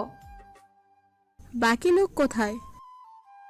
আগামীকাল সকালে আসবে, তুমি চিন্তা করো না, রেডি করে রাখো। ঠিক আছে। আর তোদের কাপড় ভেজা কেন? আসার সময় পানিতে পড়ে গেছি গাড়ি নিয়ে। বলিস কি, ব্যথা পাসনি তো? না, ব্যথা পাইনি। গাড়ির ড্রাইভার কে ছিল? আমি ছিলাম। এই জন্য এমন হয়েছে, ফালতু ড্রাইভার। বাদ দাও তো এগুলো। তুই আমার ঘরে গিয়ে দেখ, একটা শাড়ি আছে, সেটা তুই পরে নিস। আর দেখিস লুঙ্গি আছে, সেটা নীরবকে দিস। যা গিয়ে তাড়াতাড়ি কাপড় পাল্টিয়ে আয় দুজন, আর ফ্রেশ হয়ে আয়, খাবার দিচ্ছি। বাবা নীরব, তুমি মায়ের সাথে যাও। আমি কিছুই বুঝতে পারছি না তাদের কথা। তখন মায়ের সাথে একটা ঘরে চলে আসলাম আর এসে বললাম, কি আসবে বললে? আমি কিছুই বুঝতে পারছি না, কি বললে? কিছু না, দুর্জয় ভাইয়ের কথা বলছে। না, কেমন জানি তবুও সন্দেহ লাগছে। হ্যাঁ, তোমার তো অজয়ের সন্দেহ লাগবেই, তুমি মানুষই এমন। এই বলে তখন মায়া গিয়ে একটা শাড়ি নিল আর আমাকে লুঙ্গিতে বলল, যাও গিয়ে ওটা ওই ঘরে পরে আসো। তখন আমি নিয়ে চলে গেলাম, গিয়ে লুঙ্গি পরে ফ্রেশ হয়ে বসে রইলাম। কিছুক্ষণ পর মায়া আসলো শাড়ি পরে আমার সামনে। মায়ের দিকে তাকিয়ে আমি অবাক হয়ে গেছি, অনেক সুন্দর লাগছিল শাড়িতে। আমি এক দৃষ্টিতে তাকিয়ে রইলাম। তখন মায়া তা বুঝতে পেরে বলল, এমন করে না তাকিয়ে চলো, খিদে পেয়েছে, পরে দেখতে পারবে, চাইলে আদর করতে পারবে। মায়ের কথায় আমার ধ্যান ভাঙলো। তখন আমি আর কিছু না বলে চলে গেলাম, গিয়ে খাবার টেবিলে বসে পড়লাম। তখন মায়ার খালা আমাদের খাবার দিল। তারপর খাওয়া শেষে আমি চলে আসলাম রুমে। মায়া বসে আছে। তখন তার খালা বলল, তুই বসে থাক, আমি বাজার থেকে আসছি একটু। ঠিক আছে যাও, কিন্তু তোমার ছেলে আর ঝুমুর কোথায়? ঝুমুর গিয়েছে কলেজে, আর সুমন গিয়েছে সেখানেই। আচ্ছা ঠিক আছে। তারপর মায়ের খালা চলে গেল। এখন ছোট করে পরিচয় দিই। মায়ের খালু থাকে বিদেশে, আর সুমন হচ্ছে বড়, ভার্সিটি পড়ে। ঝুমুর কলেজে মাত্র উঠেছে। তারপর মায়া চলে আসলো আমার কাছে, এসে বলল, তোমাকে কিছু বলার আছে। বলো, কি বলবে? তখন মায়ের শাড়ির আঁচল ফেলে দিল। তখন আমি এটা দেখে চোখে হাত দিয়ে বললাম, কি করছো তুমি এগুলো? আঁচল তুলো। একটু ভালো করে তাকাও আমার দিকে, তাহলে বুঝতে পারবে কেন ফেলছি। তখন আমি একটু তাকিয়ে দেখি কোমরে অনেকগুলো দাগ, কিসে জানি, হয়তো পিঠেও আছে আরও। তখন আমি অবাক হয়ে বললাম, এগুলো কিসের দাগ? তোমাকে কিছু সত্যি কথা বলতে এখানে নিয়ে আসছি, কারণ আমি আর পারছি না। 2টা বছর ভালোবেসে কষ্ট সহ্য করছি, আর পারছি না আমি। কি বলো? তুমি কি জানো নীলা কেন তোমার পিছু ছাড়তে বাধ্য হয়েছে? আমি সেটাই ভাবছিলাম, কি করে আর নীলা বিরক্ত করা ছেড়ে দিবে বলল। তুমি একবার চিন্তা করছো নীলার আব্বু আম্মু কেন তার পরের দিন আসেনি? কেন আসেনি একটু বলো তো, কারণ কি এগুলোর? আমি মামাকে দিয়ে থ্রেট দিয়েছি যাতে তোমার বাসায় না যায় বিয়ের কথা বলতে। আমি তো অবাক হয়ে গেছি শুনে। তখন মায়া আবার বলতে শুরু করলো, নীলা সেদিন সত্যিই আমায় তুলে নিয়ে গিয়েছিল মারতে। আমরা সেদিন গিয়েছি দুর্জয় ভাইয়ের সাথে কথা বলতে, কিন্তু উল্টো আমাদের তুলে নিয়ে গেল। ভাগ্য ভালো অহনা লুকিয়ে দুর্জয় ভাইকে ফোন করেছে, কারণ লোকগুলো ছিল দুর্জয় ভাইয়ের। আমি বলেছি ফোন করে আমার কথা বলতে দুর্জয় ভাইকে। আর একটা কথা, তোমাকে ভাগ্নি যে বলল সেটা নীলা না, আমি তার ভাগ্নি, কিন্তু আপন না। সেদিন সে আমায় বাঁচিয়েছে। নীলাকে সেদিন সে অনেক হুমকি দিয়েছে, মেরে ফেলতে চেয়েছে, কিন্তু তা না করতে তোমার মুখ থেকে শুনতে চেয়েছি তুমি কাকে ভালোবাসো। তারপর তো তুমি বললে আমায় ভালোবাসো। আমাদের হসপিটালে পাঠিয়ে নীলাকে বাসায় দিয়ে এসে হুমকি দিয়েছে যাতে তোমার পিছনে না ঘুরে। তুমি যখন বাসায় দিয়ে আসলে তখন আমি আব্বু আম্মুকে সব খুলে বলে দিয়েছি তোমাকে ভালোবাসি। আর আব্বু তখন অনেক রাগ করে। সেখানে তোমার আম্মু ছিল, অহনা চলে গিয়েছিল। বিশ্বাস করো, আব্বু লাঠি দিয়ে অনেক মারছে এর জন্য, কারণ আমরা চাচাতো ভাই বোন বলে। অনেক মারছে, এই দাগগুলো সেগুলো আরও আছে পিঠে। সেদিন আব্বু 2বার মারছে আমায় রাগে, কিন্তু আমার একটুও কষ্ট হয়নি জানো, কারণ এই কষ্ট কিছুই না তোমাকে পাওয়ার জন্য। আমি আরও কষ্ট পেতে রাজি আছি, কিন্তু তোমাকে হারাতে রাজি নই। আরেকটা কথা কি জানো, আম্মু আগেই জানতো আমি তোমাকে পছন্দ করি, কিন্তু কিছু বলতো না। সেদিন আম্মুও আমায় সাথে মারছে। তোমার আম্মু না থাকলে মৃত্যু হতো সেদিন, তোমার আম্মু বাঁচিয়েছে। আর কিছু খেতে দেয়নি জানো, সারা রাত কান্না করছি। তোমার আম্মু বুঝিয়ে গেছে তাই আর মারেনি রাতে। এখন বলো আর কি করতে হবে তোমাকে পেতে? নীলার হাতে মার খেয়েছি যে আব্বু আমায় কোনো দিন গায়ে হাত তোলেনি, গতকাল আমায় লাঠি দিয়ে মারছে 2বার। সাথে আম্মু আর কত মার খেতে হবে, আর কত কষ্ট সহ্য করতে হবে বলো তোমাকে পেতে? আর পারছি না আমি, প্লিজ আর কষ্ট দিও না। এখন মেরে ফেলতে পারো কষ্ট না দিয়ে। তুমি জানো তোমাকে ছাড়া আমি এক মুহূর্তের জন্য ভালো থাকতে পারি না, হাসতে পারি না, খেতে পারছি না, ঘুমাতে পারছি না। যখন তুমি কাছে থাকো তখন আমার চেয়ে খুশি এই পৃথিবীতে আর কেউ হয়তো হয় না। প্লিজ, তোমায় ছাড়া আর থাকতে পারছি না, আর কষ্ট নিতে পারছি না, একটু বুকে টেনে নাও। মায়া তখন কথাগুলো বলল, আমি নিশ্চুপ হয়ে শুনছিলাম। মায়া কথাগুলো বলেই কান্না করতে লাগলো। আমি কি বলবো বুঝতে পারছি না, মাথা কাজ করছে না। সত্যি তো, আমি তোর ভালোবাসা বুঝতে পারলাম না। পাগলের মতো ভালোবাসে আমায়, আর আমি তার ভালোবাসা বুঝতে পারছি না। হোক না সে চাচাতো বোন, তাতে কি হয়েছে? যদি সত্যি ভালোবাসা থাকে তাহলে কি জীবনে তো এমনই একজন মানুষ প্রয়োজন। মায়া বসে বসে কান্না করছিল। তখনই আমি গিয়ে উঠিয়ে চোখের পানি মুছে বললাম, আমি জানি না কেন তোমার ভালোবাসার সাড়া দিতে পারছি না। হয়তো চাচাতো বোন ভাবছি বলে তাই পারছি না, কিন্তু বিশ্বাস করো, তোমার প্রতি কেমন জানি একটা ফিলিংস আছে আমার। তুমি দূরে থাকলে কেমন জানি একটা শূন্যতা অনুভব করতে পারি। জানি না এটাকে কি বলে, হয়তো ভালোবাসা এটাই বলে। তোমার সত্যিকারের ভালোবাসার কাছে আমি হেরে গেছি। এখন আর চাচাতো বোন নয়, বউ হিসেবে দেখতে চাই আমার, হবে আমার বউ। তখন মায়া এটা শুনে খুশিতে জড়িয়ে ধরে কান্না করে বলল, হুম, আমি রাজি আছি তোমার বউ হতে। তখন দরজার বাহির থেকে কাশি দিল আর হাততালি দিতে লাগলো। তাকিয়ে দেখি মায়ের খালা আর তার ছেলে মেয়ে দাঁড়িয়ে আছে। দরজা খোলাই ছিল, তারা কখন যে সে দেখছিল খেয়ালই করা হয়নি। তখন মায়ের খালা বলল, এর চেয়ে ভালো রোমান্টিক দৃশ্য আর হতে পারে না। বাবা, তোমাদের কাহিনী শুনে আমি নিজেই কেঁদে দিয়েছিলাম একটুর জন্য। তখন তার মেয়ে ঝুমুর বলল, আম্মু আমিও। তাহলে আর দেখা দেখি কি, কাজে এখনই রাখছি। গিয়ে কাজী সাহেবকে বলে আয়। কিন্তু এখন কি সবাইকে না জানিয়ে বিয়ে করা ঠিক হবে? শোনো, যদি তোমরা বিয়ে করে ফেলো তারপর বাসা যাও তাহলে কিছু হবে না, কারণ মায়া তো আগেই বলে দিয়েছে যদি তোমাদের সবাই তাড়িয়ে দেয় তাহলে আমার কাছে থাকবে এসে। ঠিক আছে? বিশ্বাস রাখো, সবাই মেনে নেবে। ঠিক আছে। কিরে মায়া, কথা বল। দেখলি, লজ্জায় একেবারে শেষ। মায়া লজ্জা পেয়ে আমার বুকে মুখ লুকিয়ে রাখলো। তখন মায়ের খালা বলল, তুমি কি জানো মায়া কেন এখানে নিয়ে এসেছে? তোমাকে বিয়ে করার জন্যই আসছে। তাই তো তখন আমি জিজ্ঞেস করছিলাম বাকি লোক কোথায়। এই সেই ছেলে। তখন আমি অবাক হয়ে বললাম, কি বলছেন? কিন্তু কোন লোকের কথা বলবেন? আরে দুর্জয় ভাই না, কি এর নাম, তার কথা বললাম। মায়া বলছে আসবে, তাই জিজ্ঞেস করলাম। ও আচ্ছা, ঠিক আছে। কিরে মায়া, এখন তো আয়, কাজ আছে অনেক, পরে সময় পাবি অনেক। তুমি যাও, আমি আসছি। তারপর মায়ের খালা চলে গেল আর মায়া তখন বলল, আমি তাহলে যাই এখন, পরে আসবো, তুমি বসে থাকো। ভাবছি কি আব্বু আম্মুকে বলবো।